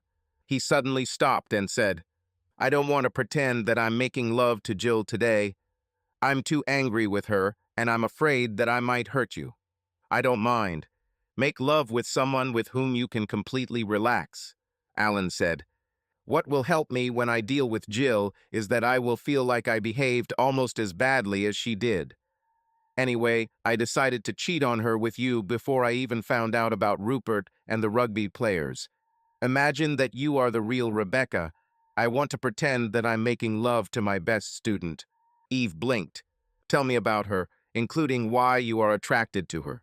He told her about his student, how smart she was, that it was difficult for her to fit into the group, and she was teased for being poor, that she had a reputation for being too honest about what she was willing to do on a date, and that one guy got kicked out for making her walk 15 miles home when she refused to sleep with him, that he encouraged her to go to Oxford and admired her courage when she stood up to several of the young men in her year. He even admitted that he felt aroused when he tried to console her after one of the students said that she had only been accepted into Oxford because she slept with professors during an interview. He also told Eve that Rebecca was now working for a rich man who wanted to memorialize his wife by funding an exhibition that said good things about Richard Roman III. Eva nodded. "Fine. How similar am I to her?" "Enough. But you dress better than her. Can you let your tail down? He reminds me too much of Jill. I'll let my tail loose and get ready. And you go to your room and clean yourself up too. I'll come to you in 20 minutes. Keep the door latched and tell me to come in when I knock. Pretend you're grading your essay at your desk." There was a knock on the door. He said, "Come in." He turned to the door, and it opened with a quiet creak, letting Eve into the room. Her appearance was almost theatrical, a confident step, a slight tilt of her head, and a gaze that seemed to study everyone who might be in the room. The light fell softly on her perfectly styled hair, highlighting its silky shine, and her dress, a deep navy blue, framed by delicate jewelry, emphasized her sophistication. It was easy to imagine that this was Rebecca, albeit a more refined version, as if someone had taken the original and brought it to perfection. The same confidence, but without the youthful harshness, the same fire in the eyes, but hidden behind a mask of composure. Eva knew how to present herself. Her manners resembled a carefully thought-out game, where every smile, every gesture was part of a holistic image. If this evening was to be of any use, he had to indulge in the illusion of allowing himself to imagine that Jill, sitting a little further away, was his student Rebecca. Jill's gaze was constantly following what was happening, but she did not have the sharpness and impudence inherent in Rebecca. He needed to imagine that this was just a new, improved version of a familiar image in order to somehow make it easier for himself to survive this evening. Eva said, "I hope I'm not disturbing you, Mr. Hampton. I'm just checking my essay. Come in, Rebecca." "Are you sure?" "Certainly. How were the exams?" "Today I passed my last exam. It was an in-depth work on European history." She was smart, and used the information he gave her about Rebecca to make things more convincing. How did it go? I think it's good. Great. I didn't expect anything else. It was an honor and pleasure to work with you, Rebecca. He got up from his chair. I'm no longer Mr. Hampton. You can call me Alan. Take off your coat, let's talk. Thank you, Alan. She took off her coat, and he saw that she was wearing the same black dress she had worn earlier that evening, plus stockings. Certainly, you look extremely attractive. I'm not sure that stiletto heels strictly follow the rules. She smiled and replied, no one objected in the examination room. The game master's eyes were simply on stalks. He laughed, imagining how others reacted to her. Some of your classmates came after the last exam. We shook hands. He offered her his hand. She took it, but instead of giving him a formal handshake, she hugged him tightly. I'm your teacher. He felt he had to remind him of this, despite her proximity.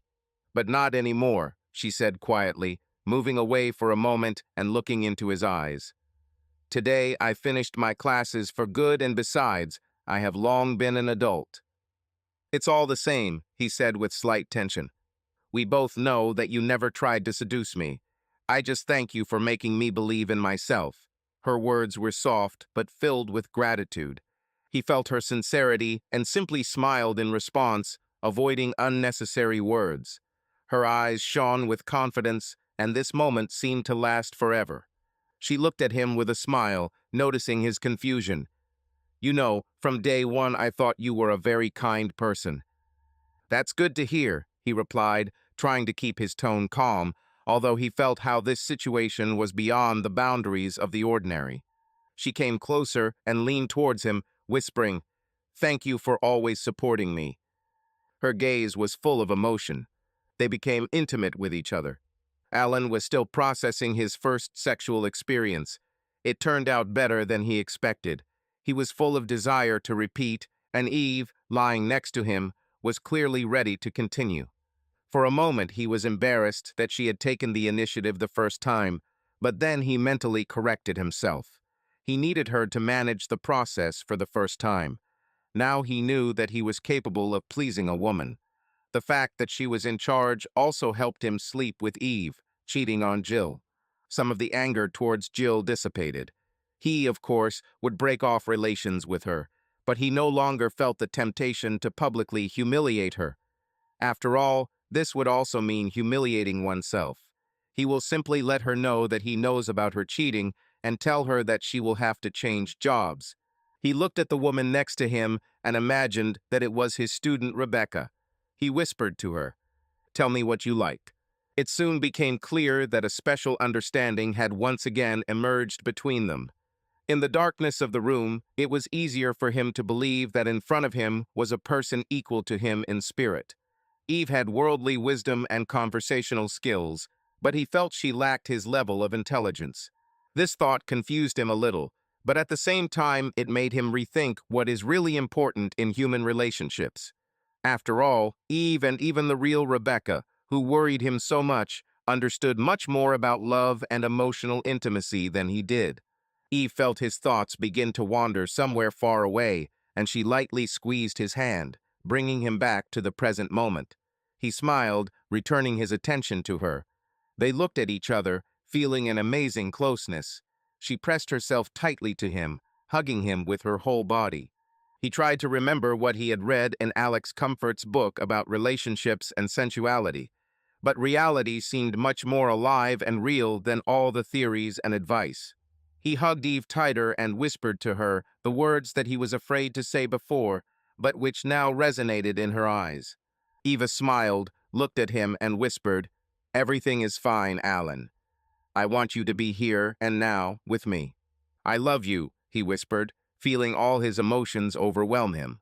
She tensed for a moment and then relaxed again, her eyes filled with some indescribable light. It's enough for me that you remember me, she answered quietly, touching his cheek. They lay next to each other without saying a word, enjoying each other's warmth and realizing that this moment would remain in their memory forever. There is no doubt about it. I hope it wasn't too obvious, but you were my first. A short pause. If so, then you are a fast learner. You will make the woman who becomes yours incredibly happy. I would like to see you again. She stroked his face. Alan, that's very nice of you, but it would be unfair for me to take advantage of you in this way. I'm a girl who loves to have fun and is ready to be decent, but my past won't stand up to any scrutiny. I'm not fit to be a politician's wife. You're better than Jill. She grabbed his face and kissed him. Then she released him and looked into his eyes. Hamsey, I told you before, you have the wrong idea about women. The best ones aren't as good as you probably think, and the bad ones aren't as bad. Not that bad at all. Are you protecting her? No, but perhaps I understand her better than you. She is a woman who thinks she should be a good girl, but is afraid that she is bad. I don't know for sure, but I listened and watched Rupert. He felt uncomfortable about what happened to Jill that night. He seduced her, but she was ready to be seduced. She was a little tipsy when she slept with his nephew, but it was a conscious choice. And later she was completely drunk.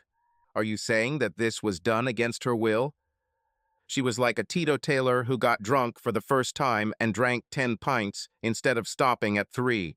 She had sex in private after 3 pints, and then everything, both the drink and the sex, spiraled out of control. I'm saying she wasn't able to say no. She was drunk, she was enjoying sex, and she may have thought it was her fantasy version of Rebecca having sex, not Jill.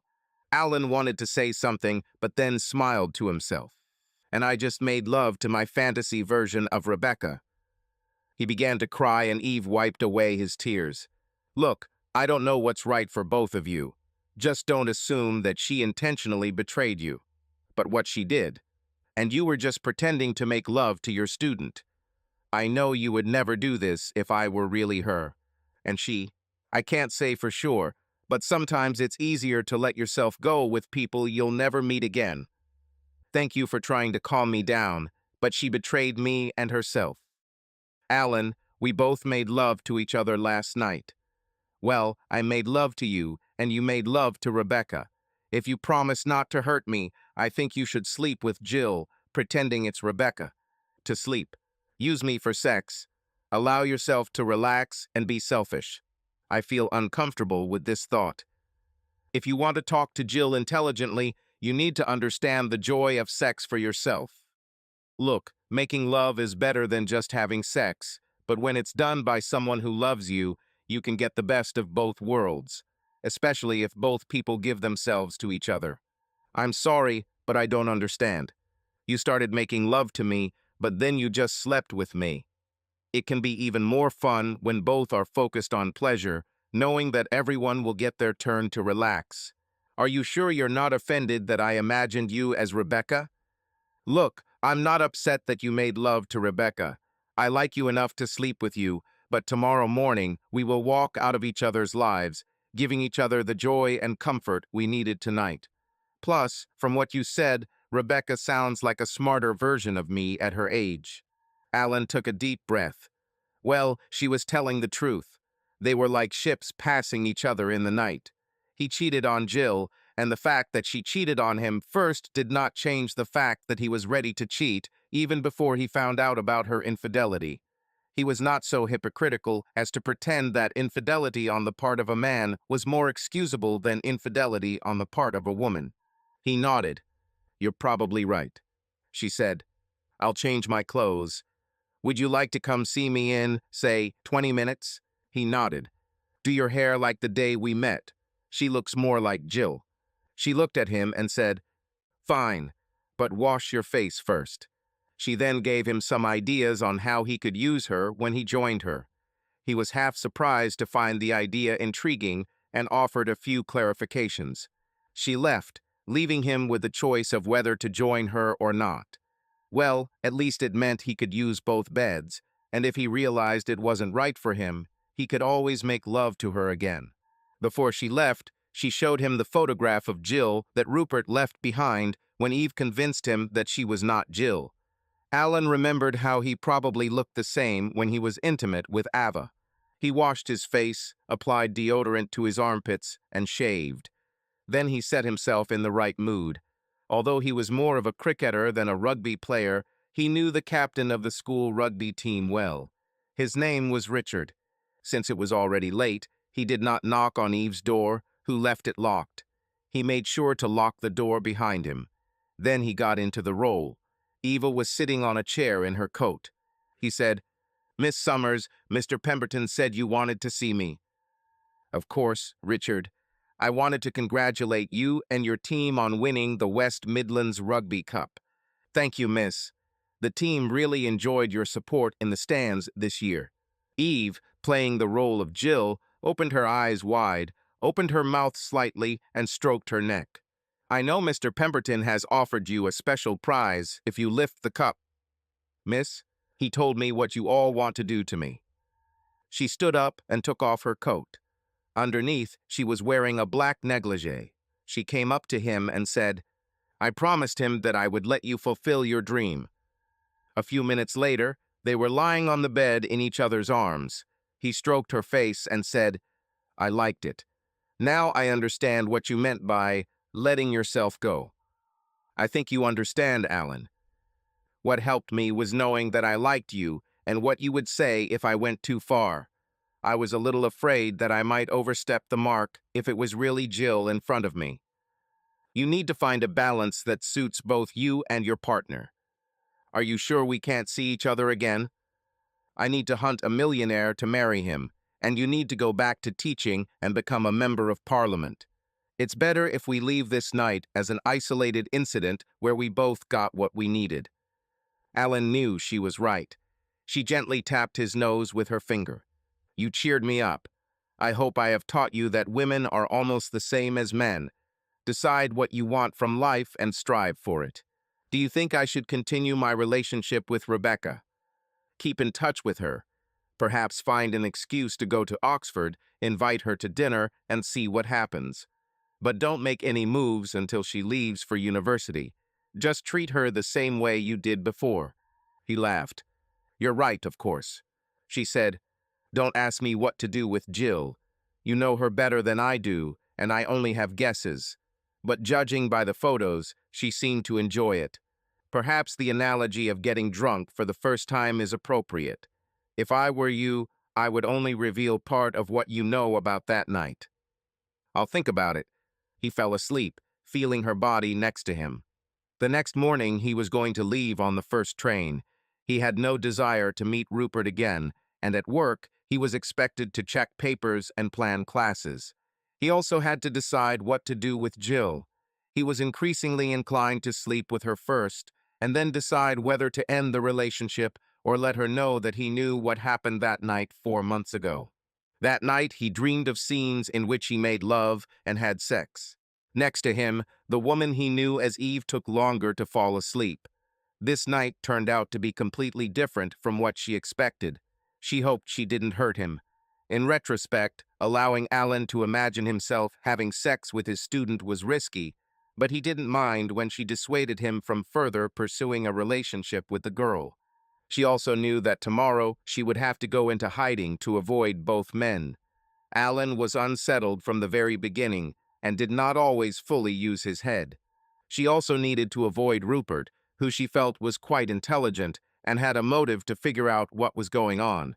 Luckily, a room at another hotel that she had booked in advance was available before noon, where she could change her makeup and get rid of the temporary tattoo.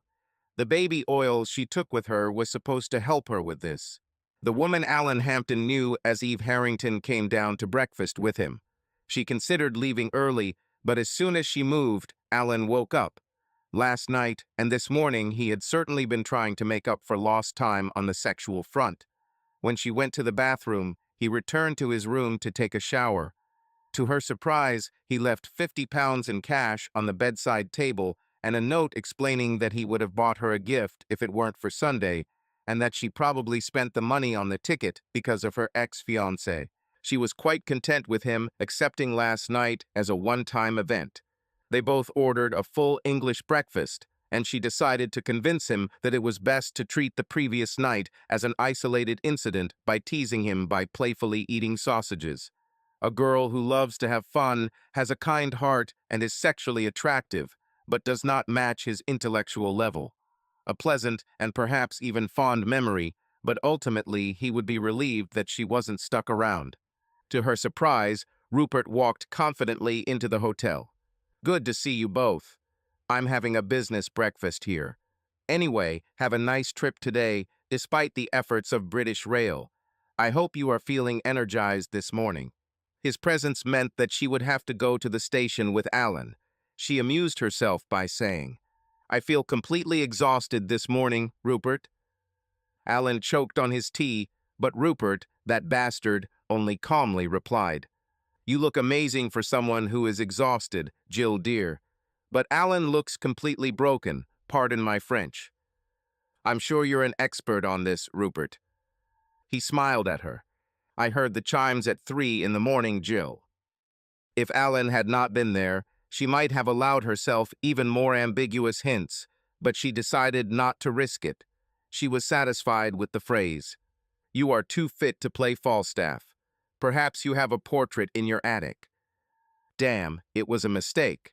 Eve was meant to appear as a good-natured, moderately intelligent woman with a dubious past, rather than someone who knows references to Shakespeare and Oscar Wilde.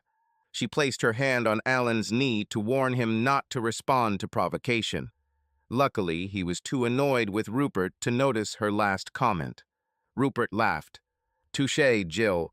Good luck, Alan, in finding a suitable constituency for the election. I and the rest of the committee will recommend you to the central office. See you soon." He explained Alan's puzzled look. "Ta-ta, see you soon." Quote from an old radio show, old man. He shook hands with Alan and kissed her on the cheek, managing to pinch her butt. His embarrassment from yesterday seemed to have completely disappeared. Rupert's nature could not be suppressed. 45 minutes later, she was waving to Alan as his train to Birmingham pulled away. She smiled to herself. Despite the unexpected complications, it was a satisfying and entertaining weekend. She was about to take a later train to Birmingham. She walked into the ladies' room, loosened her ponytail, and shook out her hair. She also changed her clothes. She was now wearing a black pleated miniskirt, stockings, and a black V-neck jumper. She opted for a bullet-style bra to make her breasts stand out. No one in Coketown had ever seen her like this, and it was completely different from her usual style. She even took another purse. Leaving her suitcase in the storage room, she went for a walk around the city. She sensed someone was following her and panicked, thinking it might be Rupert. She stopped in front of a department store window with a full-length mirror, pretended to tie a shoelace, and saw in the reflection a young man who was looking at her butt with poorly hidden lust and confusion. Ah, just someone wanting to deal with her properly. No reason to worry. She even had the idea of asking him for directions to the hotel, but she decided that she had already broken one innocence today. She was now back in the hotel area where she had spent the previous night, but instead of entering Castle Hotel, she headed to Falcon Hotel. She walked confidently past the front desk and up the stairs, taking a key from her purse. In the mirror at the top of the stairs, she noticed that the young man had followed her and continued to stare after her. She booked the room yesterday. This hotel was cheaper than Castle, and she was not asked for identification since she paid for the room in cash. She was told that she could move in immediately, and it turned out that from her window she could clearly see the entrance to Castle Hotel. She logged in as Eve Harrington. The choice of name was a small joke on herself. She enjoyed watching old black and white films on Saturday afternoons on BBC Two, and particularly enjoyed a 1940 film with Barbara Stanwyck and Henry Fonda called The Lady Eve.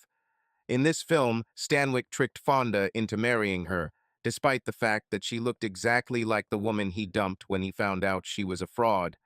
The name Eve seemed appropriate to her for this situation. She used baby oil to remove the temporary tattoo and changed her makeup. She needed to look like a woman about the same age as Alan's fiancée, not a few years younger. Makeup and tattooing were part of this illusion. She learned to avoid excesses in makeup and use accents that emphasized her assets. Going downstairs, she checked out of the hotel. The girl at the front desk, named Wendy, smiled at her and asked how her stay was. It started to rain outside, and Wendy suggested waiting at the bar until the weather improved. She walked into the hotel bar, sat down in the corner of a leather sofa, and thought about her relationship with Bill. She understood that their connection had already gone beyond just a romantic adventure, and although they were not in love with each other, they enjoyed spending time together. Bill spent the weekend with his daughter's family, and they agreed to meet later to discuss future plans. She wondered how long it would be before someone offered her a drink. Bill always loved hearing stories about how other men tried to hit on her. This helped him relax and get rid of the remnants of restraint. About 30 seconds passed before she was approached. The young man said, "Can I buy you a drink, miss?" She looked up and saw a tall, well-built guy who she thought was following her out of the station. She smiled and replied, "GT, please." She extended her arms above her head and stretched slightly. The young man went to the bar and ordered drinks, a pint of beer for himself and a double gin and tonic for her. When he returned with the drink, he handed it to her and asked, "Have we met before?" "As far as I know, no. My name is Eva." "I'm Ronald." "Nice to meet you, Ronald." She wondered how far this conversation could go. The next train was due to arrive only in an hour and a half. She decided to take on the role she had once overheard on the train from Oxford, a chic student looking for a little adventure. She patted the seat next to her, and Ronald sat down next to her. She asked, "I saw you in the city when it started to rain. Did you follow me here?" Ronald blushed slightly, and she smiled at him. "I take that as a compliment, Ronald." She patted his hand lightly and giggled. He said embarrassedly, "Sorry, I thought I recognized you as someone I met a few months ago." "Who do you think I was?" she asked, feeling a little uneasy. "A woman named Rebecca. I think I owe her an apology." She took a small sip to buy time. The young man looked quite young, and she wondered how far he would go with his confessions. "Well, I'm not her. But what did you do? You seem like a polite and pleasant person to me." She specifically avoided the words, "young man." "I'd rather not talk about it." Ronald looked away. "I like to think that I am a good person." She encouraged him.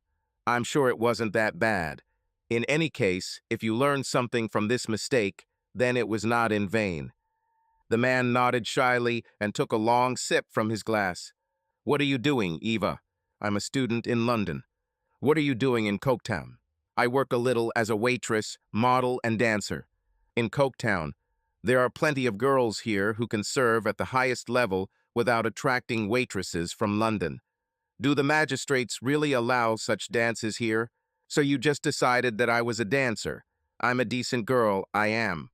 She said the last part with a deliberately London accent. "Sorry, but ballet and modeling are even less likely here." He looked embarrassed. She laughed.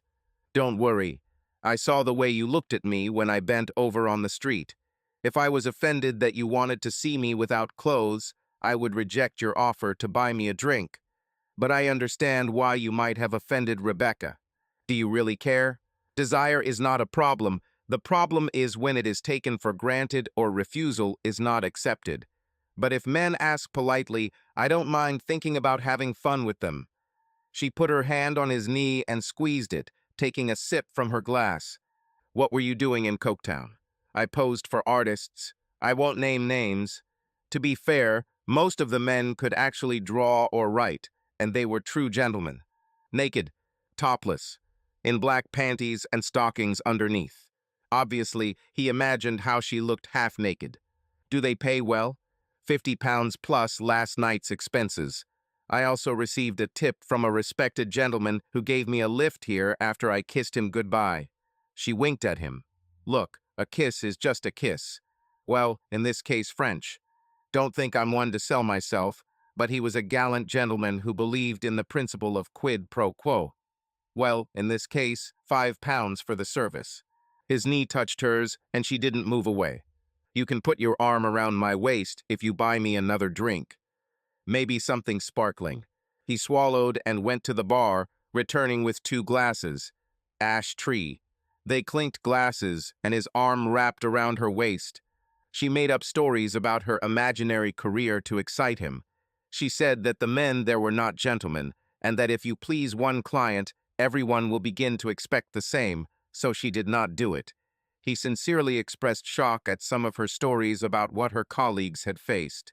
She also told Ronald that the gentleman who gave her a lift home got a little privacy for his £5. After all, he had already looked at her for 3 hours this afternoon. They finished their drinks, and he looked at his watch and then at his wallet. There was a tenner there, and she wondered what he would offer her to do to earn it. She said, "I have time for one more. Drink before I catch my train." The man hugged her tightly when a familiar voice rang out. "Ronald, isn't it time for you to be home, waiting for the family roast that my sister cooked this morning? Although I can't blame you for losing track of time. Who is your charming friend? What the hell was Rupert doing here? Damn, was Ronald the same nephew he had sex with Jill in November? Well, that explained why Ronald thought he should apologize to the woman he knew as Rebecca. Uncle Rupert, this is Eve. She is a model and dancer." She laughed. "Well, more like a student who works part-time. Nice to meet you, Rupert." Damn, did he believe it? Ronald said, "My Uncle Rupert teaches dancing in his spare time. Uncle, can I come back to class this afternoon? Will 3 o'clock suit you?" Ronald nodded to his uncle, then stood up and shook her hand. "Eva, it was nice to meet you. I'm sorry I mistook you for Rebecca." Hell, she could have done without Rupert hearing that name. "Me too, Ronald." She kissed his cheek and sat down again. When Ronald left, Rupert sat down next to her. "Another drink, Eva. I have a train in an hour. Enough time. I insist on thanking you for entertaining and enlightening my nephew. I've been listening for the last 15 minutes and admiring your work." He looked around. "This place will soon be filled with Sunday lunchtime customers. I have a room that I use for dance lessons. We can go there." "That sounds delicious, Rupert." She was curious to look at the room where he seduced Jill and see how he acted. Jill's side of the story would definitely be of interest to Bill, and some additional details would be helpful. She could always find an excuse to leave if he tried to overstep his bounds. Rupert led her upstairs into a spacious room and closed the door behind them. She was impressed by the mirrors. She sat down on the couch at a small table with coasters on it. He opened the refrigerator and took out a bottle of champagne, which he opened with a straight face.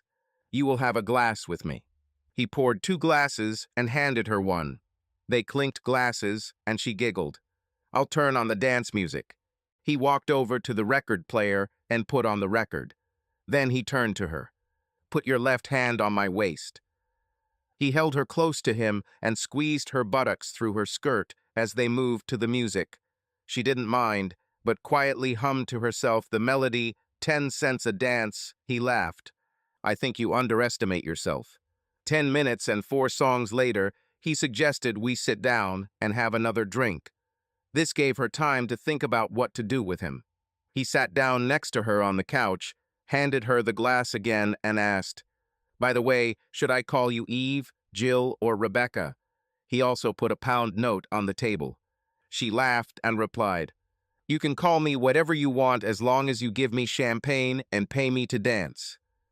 She hoped she could get away with some light intimacy. Maybe Sugar, Lily, or Phyllis.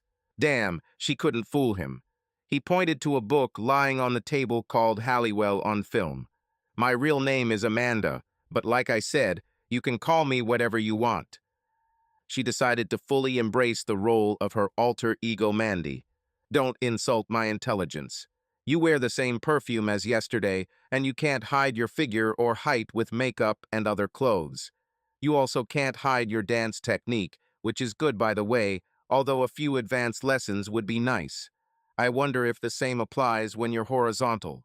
"I'm a decent girl, I am," he smiled. "You're better like Barbara than like Audrey. You are terribly unlucky to choose this hotel as your base. When I saw that someone registered as Eve Harrington, I finally turned my head and realized that you are an imposter," she said. Well, I registered under a pseudonym that amused me. At least I didn't call myself Smith or Jones. Look, if you want to have some fun, I'm open to suggestions. He said, obviously, I know that you are not Jill and that Alan is not your fiancé. Assume that I am an intelligent person and that it would be risky for you to lie to me, especially after you have already deceived me once. If it helps you decide, what I said yesterday is true. Alan has a future in the Conservative Party, and I don't want his girlfriend making a fool of him or the adventurer blackmailing him. He took off his jacket and hung it in the closet. He turned to her. Should I hang your jacket too? She took off her jacket and handed it to him. She knew that after her teasing yesterday, the old man would want to get answers and be intimate today. Well, she couldn't blame him for that. She needed more time to get her thoughts in order. She had to come up with a story that would protect Alan and her identity. She also needed to better understand what he knew. What gave me away? The more I thought about it last night, the more clearly I realized that something was wrong with this situation. First of all, if you were the real Jill, you wouldn't be here in the first place. Secondly, you could have shown me the tattoo at any time, but you delayed it, which only made sense if you wanted to know the details of what Jill was doing in November. Third, you were genuinely shocked by the revelations. Fourth, I remembered the temporary transfers at 3 in the morning, and Wendy downstairs confirmed that they were easy to find. Fifthly, I reviewed Fireball and Lady Eve last Christmas. The click of my tongue refreshed my memory.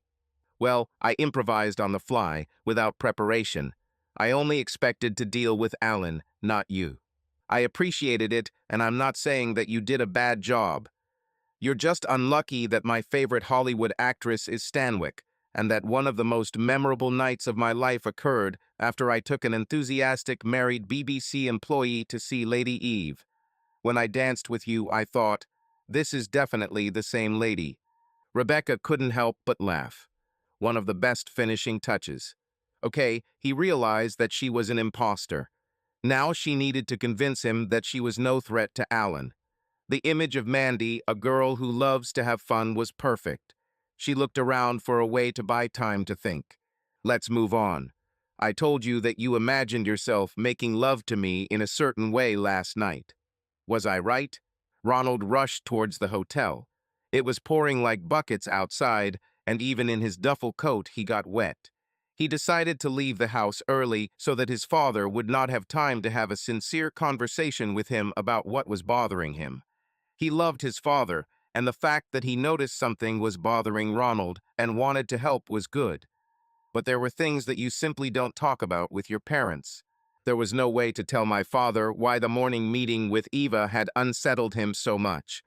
To explain this, one would have to talk about what he did in November and then what happened later that evening. When he first saw Eve this morning, he thought it was Rebecca, especially when she bent over. He simultaneously wanted to sleep with her again and apologize for what happened later. He followed the woman and was shocked when she entered his uncle's hotel. He then became afraid that Rebecca had returned to confront him. His uncle told him that he and his friends were lucky they weren't arrested. He showed Ronald some Polaroid pictures taken at the party, which he confiscated from Ronald's friends before burning them. Uncle Rupert assured him that there would be no prosecution and that even if there was one, Ronald would be acquitted. The uncle said that he had been unreasonable and had treated Rebecca badly. Part of him thought it was hypocrisy on the part of the lady's man, but over time he realized that Uncle Rupert was sincere. Mother once, when father was not around, said that her older brother had a sense of honor, his own. Although many women might have been puzzled by how they allowed him to seduce them, they never complained that he made them feel bad. He always treated them as friends after they succumbed to his charms. If they subsequently lost his respect, it wasn't because they slept with him. They were angry at themselves, not at him. Ronald was both relieved and slightly disappointed when he realized that it was not Rebecca he had been following. It was just a woman who looked very similar. He offered to buy her a drink. She agreed and introduced herself as Eva. She also told him that she noticed how he was following her and that it didn't bother her. Some of her words reminded him of what his uncle had said about women's views on sex. When he told Eve that he wanted to apologize to Rebecca, it helped him believe that he really wanted to apologize. After that, he was pleased to talk to Eve this morning. Uncle Rupert said it's easier to flirt with someone if you know you'll probably never see them again. If you are rejected, the embarrassment will be yours alone. If she reciprocates, great. Eve was relaxed and made it clear that she was enjoying spending time with him and not just teasing him. Her stories about modeling and dancing turned him on. She allowed him to put his arm around her waist and even squeeze her upper thigh, but she made the boundaries clear. She said that last night an elderly man gave her a lift to the hotel after her performance as a model.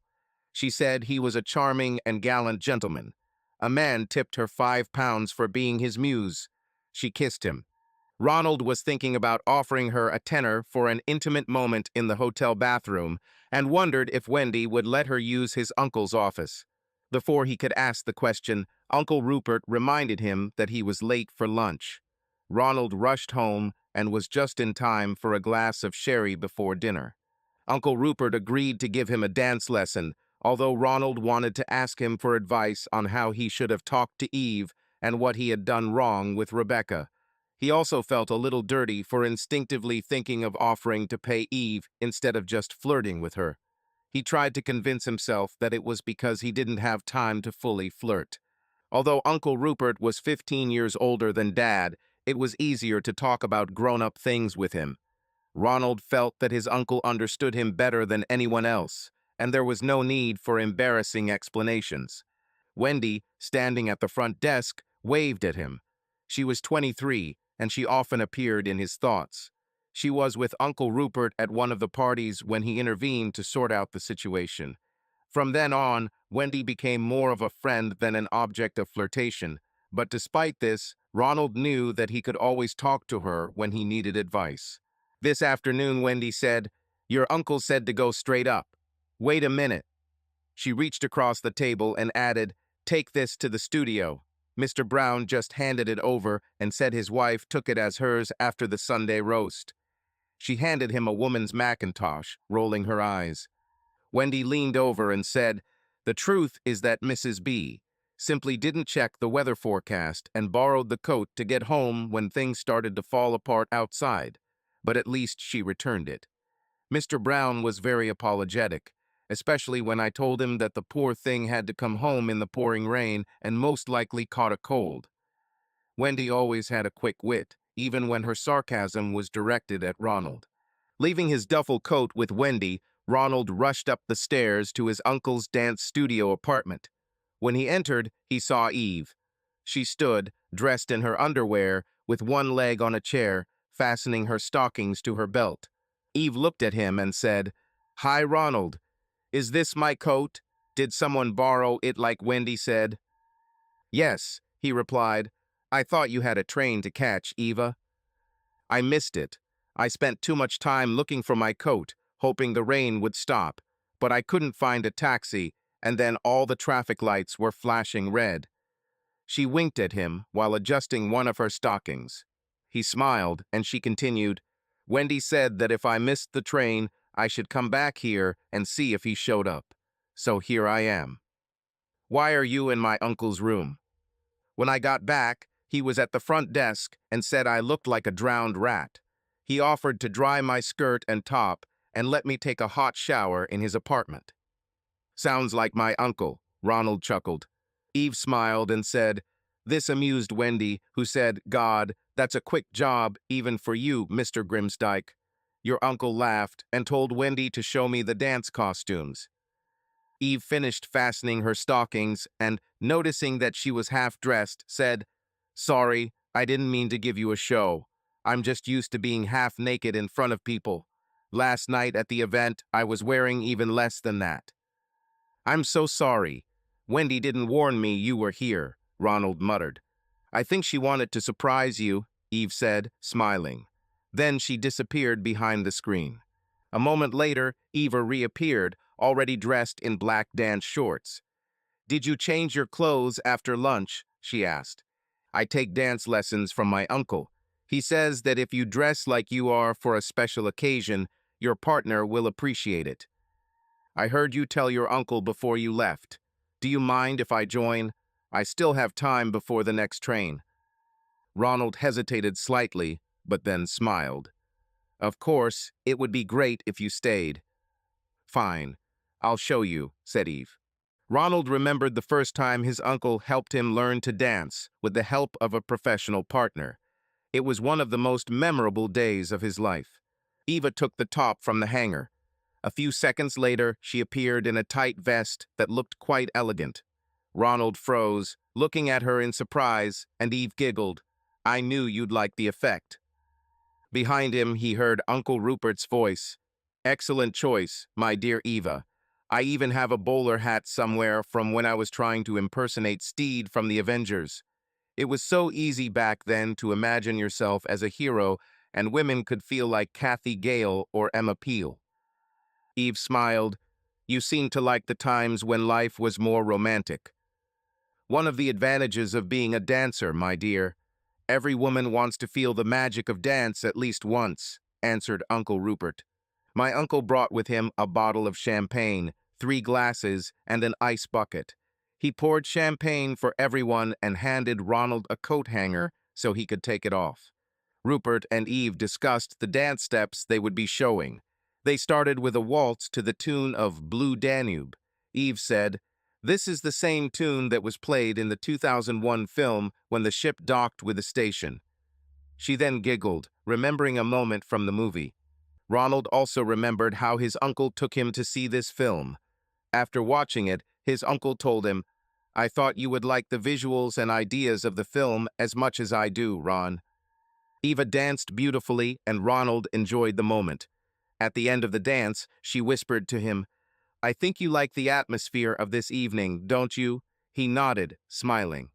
Uncle Rupert then decided to show off the versatility of the foxtrot and asked Eve to help him demonstrate. He turned on a tape where the tempo changed every 20 seconds. Rupert showed how to add elements of improvisation, and Eva deftly took up his initiative. Ronald then danced several foxtrots with Eva in a row, feeling how real harmony arose between them. He loved the way their bodies interacted as they danced, so close without being too overt. It was both emotional and beautiful. After the dance, he hugged her lightly, and they joined their uncle, who was already pouring champagne into glasses.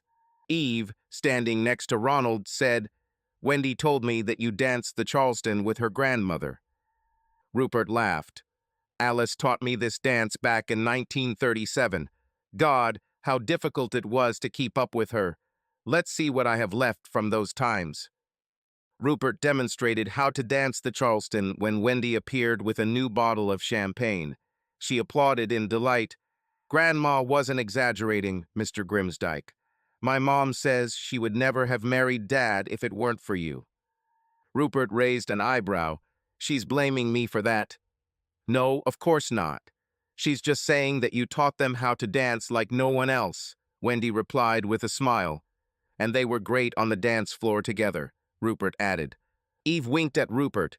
"Come on, Rupert, show us your magic again. Wendy, I'm sure you won't mind joining him."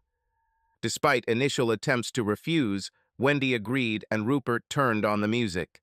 They danced to "Let's Twist Again," and it was impossible not to smile as the old dancer showed off his best moves. Wendy laughed and deftly picked up all his improvisations.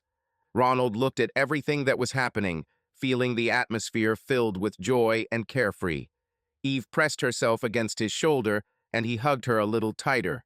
It was nice to see everyone just enjoying the moment, and Wendy and Rupert hugged at the end of the dance, feeling real pleasure from every step and turn. Eve and Ronald clapped for both of them. Wendy ran off with a glass of champagne, and the lesson continued. 10 minutes later, the phone rang. Uncle Rupert told them to stop dancing while he answered the phone. Eve took advantage of the pause to go to the bathroom, and when she returned, Uncle Rupert said, "I need to leave by at least 5. Eva, I think you can teach him everything he needs this afternoon." After a couple more dances, Eva smiled and said, "Ronald, let's take a break. Can you fill my glass?" He did so, and then sat down next to her on the couch. He put his right arm around her waist, and when she turned her head towards him, he kissed her. She opened her mouth, but the kiss was more tender than passionate. Eve stroked his face with her left hand and took his left hand with her right. He squeezed her hand, and she responded in kind. They kissed for about 5 minutes. She didn't resist as he shifted his position so that she was lying on the couch next to him. The kiss broke, but she held it, so they looked into each other's eyes. Eva held his hand and whispered, "I don't think your uncle will come back in a hurry, so we can take our time." "What do you mean?" She filled their glasses and took a sip from hers. "Do you really believe that the call was real? He wants to give you the opportunity to seduce me." Well, in her uncle's case, that might well be true, and Eve seemed to find the idea amusing. She continued, "I bet he and Wendy deliberately arranged for my coat to be borrowed and delayed my exit from the hotel so that I was guaranteed to miss the train. Why would they do this? They worry about you. Your uncle listened to our entire conversation this morning from the next booth. After you left, he thanked me for flirting with you and for trying to calm you down about what happened last year. He even refunded my room rate for last night just because I was nice to you. To be honest, I thought I was being a bit of a flirt, but I hope you had fun too." She smiled at him and gently stroked his neck again. "It was fun. You just reminded me so much." She put a finger to his lips and silenced him. "Your uncle took me into his office and asked me if I knew any short, bubbly blondes like me who could come to Coketown and let you flirt with them." He tried to laugh. "Looks like your uncle." And so it was. This woman really reminded him of Rebecca, and he felt both attracted to her and guilty about it. Both his uncle and Wendy clearly wanted him to get back on his bike. Unfortunately, most of the short, bubbly blondes I know are either really stupid or gold diggers. I'm surprised he didn't ask you. I'm too much like the one who hurt you." She hesitated for a moment and whispered, "Although he thought about it, I got ahead of him. I told him I don't seduce men for money. Well, not anymore. The risk of hurting innocent people is too great." He wondered what she could mean. "I also pointed out that you already know that I am no better than I seem, and you will suspect something is wrong." Ronald nodded. "Perhaps I wouldn't suspect it now, but then I would understand." She said, "I hope I'm not too much like her." "No. Outwardly, yes, but you seem happier and more balanced. That's nice of you." She smiled at him again. "So why did they arrange for you to miss the train?" "Don't know. Perhaps he decided that it wouldn't hurt you to spend time flirting with me, and I said that I liked you as a person. If you're going to be attracted to bad girls, then choose those who are kind and smart." He blushed. It was too close to the truth. She kissed him on the cheek. "You seem to be a good person. If we met at a party, I'd let you take me into the living room for a kiss and a hug and then see what happens. I would like that." She then unfastened his tie, but left it around his neck. She also undid the top button of his shirt. "I need a little tenderness in my life right now. Maybe one more dance," he said. "Maybe you can choose a record. I'll be back in a minute." He went to the bathroom and splashed water on his face. He needed to get home by 7:30. It was now about 4, and he suspected that Eva was right. Uncle Rupert would be in no hurry to return. He went out and saw that Eva had closed the curtains. She selected the tape and showed it to him. On BBC Two last Christmas, there was a season of films with Astaire and Rogers. "We won't pretend that we are them, but let's just do the foxtrot." He was delighted with the choice. Uncle's regular dance students also watched this season, and everyone wanted to dance like Ginger, or at least pretend that they could. The album mainly consisted of covers of songs from the 1930s that were featured in films. His uncle used him to train Ronald, sometimes with the help of Wendy, his mother, and other students. The first composition was Cheek to Cheek. He rehearsed it a lot. She followed his movements, and within 30 seconds, they were actually dancing cheek to cheek. His arm was wrapped around her waist, and her breasts brushed against his chest regularly. She was about 170 centimeters tall, and with 3-inch heels, she was only slightly shorter than him. Her legs clearly belonged to a person slightly taller than her. About two-thirds of the way through the second composition, the instrumental part gave way to vocals, and when he obeyed the performer's command to kiss while you dance, she did not resist. At the end of the song, she closed her eyes for a few seconds. She agreed to another drink while the record continued to play, and after they toasted and clinked glasses, she lay down on her back on the couch. The tie she had undone earlier was still hanging around his neck, and she used it to pull his lips to hers. She whispered, "Let's have another drink." He was a little disappointed, but let her go and poured them a glass. She took a long sip of champagne and said, "Thank you for being so gentle. Let's dance again. Could you please turn the tape over?" As he approached the record player, the room became darker. She dimmed the main light and turned off half the side lights. He began to hope that she was ready to move on with him, but just wanted to create the right atmosphere. He liked to walk at a slower pace. Rebecca was excited, but she made it clear from the start that she just wanted sex. Not because Ronald was Ronald, but because he was a young, healthy man and still didn't know what sex was. The first composition was Love is the Sweetest Thing. It was a romantic and slightly dreamy song. He hugged her, clasping his hands behind her waist and her arms wrapped around his neck. They started kissing, their bodies pressed against each other. When the performer began to sing, she stopped kissing, sighed, and joined in the lyrics when it sounded.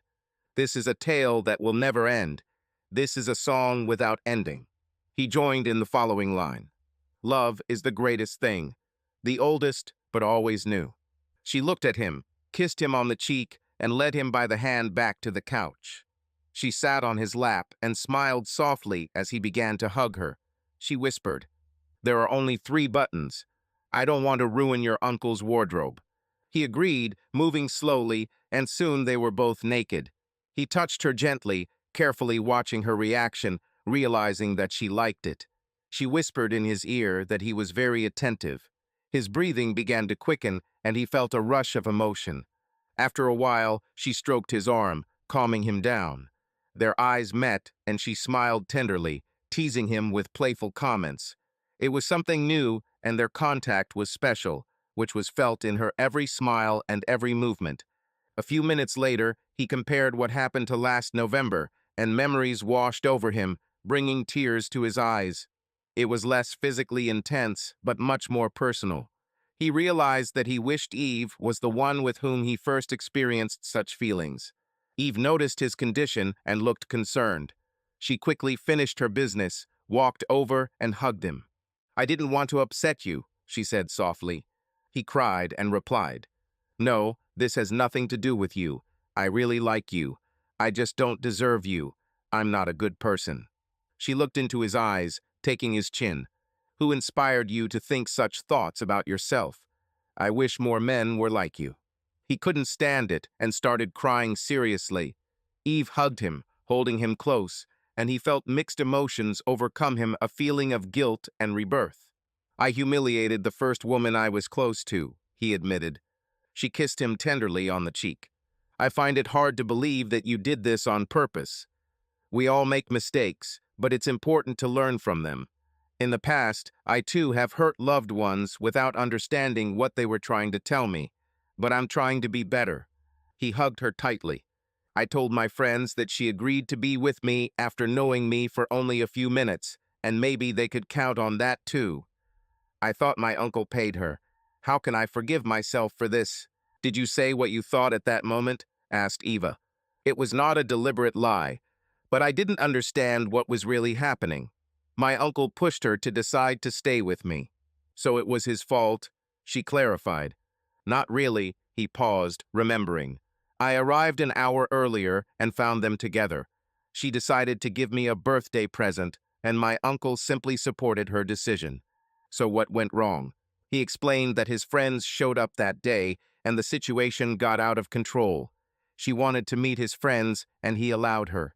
He told how they went to a party and how she started drinking and acting too freely, and how it eventually came to a point where she found herself in a situation that she probably didn't want to be in. Eve raised her hand to stop him. "I can imagine the rest. She found herself in a difficult situation and everything went wrong. He nodded. Yes, that's right. This was wrong. She didn't deserve this. The fact that you feel this way gives me hope for you, Eve said. Many men would say it was her fault, but you admit your mistake and see that you should have done something differently. I'm still ashamed, he said. The fact is that I left her alone with the team captain and went to the toilet. When I got back, the guys were using it while someone was taking photos. He fell silent. At that moment, my uncle and Wendy appeared and stopped everything. They confiscated the photos and tapes from the cameras, warned everyone not to tell anyone what happened, and took her back to the hotel. I have never seen my uncle so angry. He pointed out to everyone that she was clearly in no condition to consent and that they were taking crime scene photos. He made us all look at one of the Polaroid photos that showed she was not happy about it. Eve held his face so that she looked him straight in the eyes. You understand that you did something bad. Just learn from your mistakes. If you go to the police, her friends and family will know that she was abused, and most of them will think that she asked for it. Your friends will claim that she allowed it herself, and you said that she slept with you half an hour after meeting you. Do you want her and them to go through a trial where she will be humiliated? He continued to sob as she patted him on the back. You see, sex is more difficult than it should be. Just because you don't love the other person doesn't mean it's meaningless. Sometimes it's just having fun or wanting to feel alive, and I can assure you that women can want to have fun too. I enjoyed my time with you today and would give you a recommendation to any woman looking for an attentive lover. You sound like my uncle.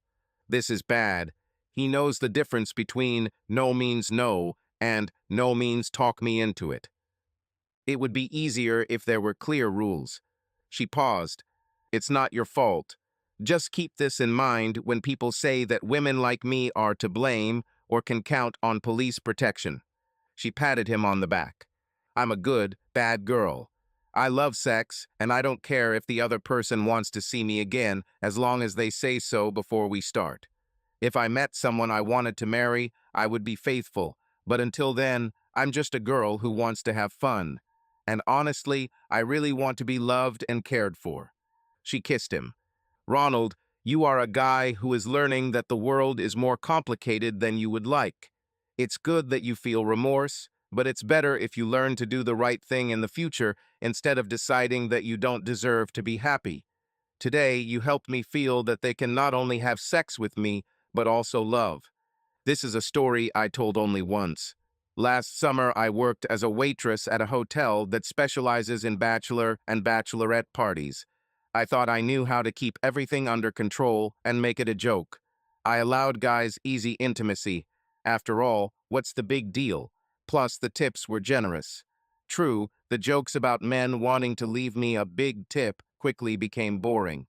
She fell silent for a moment, and he gently stroked her cheek, showing his support. Then she continued. I kissed grooms as well as many brides. Sometimes I had to reconcile groomsmen for little money if they couldn't control themselves. One day it happened that the head waitress fell ill, and the car of the dancer who was hired to amuse the groom broke down. Her voice trembled, and he hugged her tightly, pressing her to him. The best man has already offered me money to help the groom have fun. Her words were full of bitterness. Then the groom and several of his friends decided to reconsider the terms. They wanted more, and I became scared. But the best man saw my condition and stopped them, saying that I was just a waitress and not what they wanted. If it weren't for him, I don't know what could have happened. She fell silent again, sobbing, and he just hugged her tighter. If he hadn't stopped them, I wouldn't have been able to do anything, she continued quietly. I was afraid that no one would believe me if I went to the police. 6 men will not be sent to prison for what could be considered a simple dispute over price or an occupational hazard. Now she was crying, and he tried to comfort her by stroking her hair. The best man later apologized to me, she said when she calmed down. I asked him why he intervened. He said that he had already remained silent once in a similar situation and promised himself that he would never allow this to happen again. He couldn't do anything to help that woman back then, and he's felt guilty ever since. But now he had a chance to correct the situation. She looked into his eyes, her gaze filled with pain. Your uncle and Wendy are worried about how this affected you. Would it help you to talk to me about this? He lowered his gaze. They didn't let me forget about what happened. Rumors spread about what happened that night. Many people think that I brought a girl to a party and shared her with my friends. One of those present at the party did not participate in what was happening and helped his uncle take all the photographs he had taken. But rumors spread, which meant that a lot of girls just didn't want anything to do with me. Some of my friends think it was the best night of their lives, he continued sadly. At first, they were afraid of the consequences, but when nothing happened, they started joking about it and even wanted to repeat it. If I talk to a girl, they immediately start joking that they are ready to connect. I've known them for a long time, and telling them they're acting like assholes isn't easy. The problem is that the only women who want to be with me are not the ones I really want to be in a relationship with. Everything that happened in recent months was just empty kisses and random meetings that didn't matter to me. And even when my friends and I were with girls, it didn't bring any joy. Eva looked at him carefully. In 6 months, you will be at the university and can start everything from scratch. In the meantime, if they're acting like assholes, tell them so directly. She paused and then looked into his eyes again. You need time to learn to forgive yourself. What happened is not entirely your fault. There were many people there who could have prevented the situation. But now the most important thing is to stop living in the past and start anew. You must move forward despite all your mistakes. She walked over and turned off the light, leaving only a faint flickering light. She returned to him and said, "Hold me tight and don't say anything until I'm done." She positioned herself so that he could put his arm around her waist, facing away from him. She started talking. I spent 2 years of my life blaming myself for things that were not my fault and punishing myself for other people's mistakes. She paused and continued. Once upon a time, I had to make a choice that changed my whole life. My father's business was on the verge of bankruptcy, and I tried to save it by entering into a contract with one of his business partners. I thought my father would be there, but he wasn't. This man tried his best to humiliate me and hurt me. For him, it was just a test of my weakness. He held her tightly, and she continued, holding back tears. My father received the contract, but said that I misunderstood his intentions. He began to use my willingness to sacrifice myself to get his way. When I went to university, he refused to pay me support unless I agreed to meet with his clients and creditors. One of these people was probably the most sincere or the most cruel of them all. He cooked me dinner, discussed my studies, and then told me that he was originally going to sign a contract with my father, but decided to use the situation to test how desperately we needed his help. She paused again and took a deep breath, trying to control her emotions. During that year, I refused to see anyone my father knew, and he stopped helping me. I had to work to cover my expenses, and I found several ways to earn money. Since I once made a sacrifice for my father, why not do it for myself? That's what I thought at that moment. She fell silent again, taking a sip of champagne, and then added, I also worked as an escort. Most of the time, I just had to show up at events and make conversation. Learning to speak confidently and live up to expectations helped me not feel like I was part of the game. I still keep in touch with one of those people. He's gay, and I'm just playing a role to cover for him. Her voice trembled, but there was strength and pain in these words. He hugged her even tighter, feeling the weight of her memories weighing on her, but knowing that at this moment she needed support the most. Are you implying that you have changed? Yes. One of my service clients asked me to deflower his friend's adult son for £200 plus costs. The young man was smart, but unsure of himself. I studied what he was interested in and learned enough to talk to him about this topic wisely. I was smart enough to boost his confidence and socially inappropriate enough that he was relieved when I said goodbye. You said you don't do this anymore. On the 5th case, I made a mistake with the balance. He made love to me, not just sex. I also couldn't be simple enough to push him away. I recognized too many quotes and understood his jokes. He decided that I was his soul mate and not an interesting experience. He was heartbroken when I left the usual note. It was a wonderful night that I will never regret, but I don't want to ruin your life. He insisted that his father hire a private investigator to find me. She paused again and whispered, I was so used to telling myself that I didn't deserve love that I didn't notice when someone fell in love with me. It also made me promise myself to be a girl for pleasure and not a girl of easy virtue. Uncle uses this expression. What's the difference? For me, this means that I only have sex when it's fun for both of us, and we play by the same rules. Money is paid as a gift, not as a price. Last night, the nice older man was charming, and when he gave me a high five, I decided he deserved not only a kiss, but also a little intimacy. He had fun, and I felt appreciated. No harm, no offense, as they say in America. She sighed. The problem is that I'm deceiving myself. I want to be loved and cared for by someone, not just have fun for the rest of my life. When I graduate from university, I will emigrate to the USA or Australia and start all over again. I hope by then I will have convinced myself that I am worthy of love. She took his hand. Right now, I want someone I respect to make love to me and who is also damaged goods. I hope we can help each other heal. Luckily, Uncle Rupert still had 5 condoms in his desk drawer. He decided that his uncle wouldn't mind if he used the bed. The bed linen was clean, although he had to close the windows. By 6 o'clock in the evening, he realized that what suited him best was something between love and sex with a woman. By 7:15 am. The woman Ronald knew as Eve Harrington headed back to Birmingham. Rupert actually paid her an extra £50 for her help with Ronald. Ronald hugged both he and Wendy tightly goodbye, thanking them for their support and for stealing her coat. She suggested to Rupert that Ronald and Wendy should be given dance lessons together. It's a shame she'll never know if Wendy chooses her uncle or nephew for sex.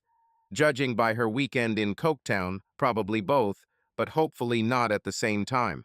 Rupert also told her that he understood that if he tried to find out her true identity, she could tell Ronald and his parents about their arrangement. However, he asked her to arrange for Alan's friend to hire her to give him details of a lingerie show to work with the planning committee. It wasn't difficult for her to arrange for Joanna to be used by several more men, especially if she was going to be filming. A woman who tried to arrange sex for her in public simply because Rebecca was smarter than her brother deserved no mercy. She was completely exhausted. She had sex with 3 men in 18 hours. They also made love to her under 4 different names: Jill, Eve, Mandy, and Rebecca. What should she do with Jill? She didn't hate the woman, but she was somewhat annoyed that Jill was using Rebecca's identity to engage in sex with so many men. He said, My dear Lady Eve, I can assure you that if he still has doubts, I can convince him that I am not so perverted in my mind as to try to double bluff him into admitting that you are a girl for pleasures with a history of seducing men who were already of age, but had not experienced the joy of intimacy with a woman. Moreover, your meeting with him was truly an accident. Neither he nor his father are into Brian Rick's farces, so they won't understand that necessity is the mother of invention. Rupert then looked at his watch. I don't think we have time for another dance. How about... They all laughed.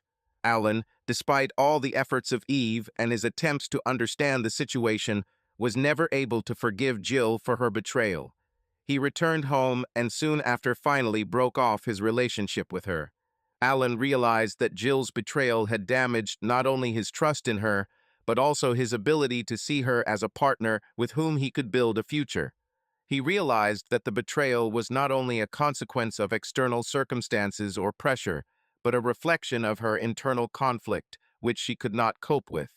Despite his attempts to be fair, he felt that his own act of cheating with Eve, although the result of pain and anger, could not justify continuing this relationship.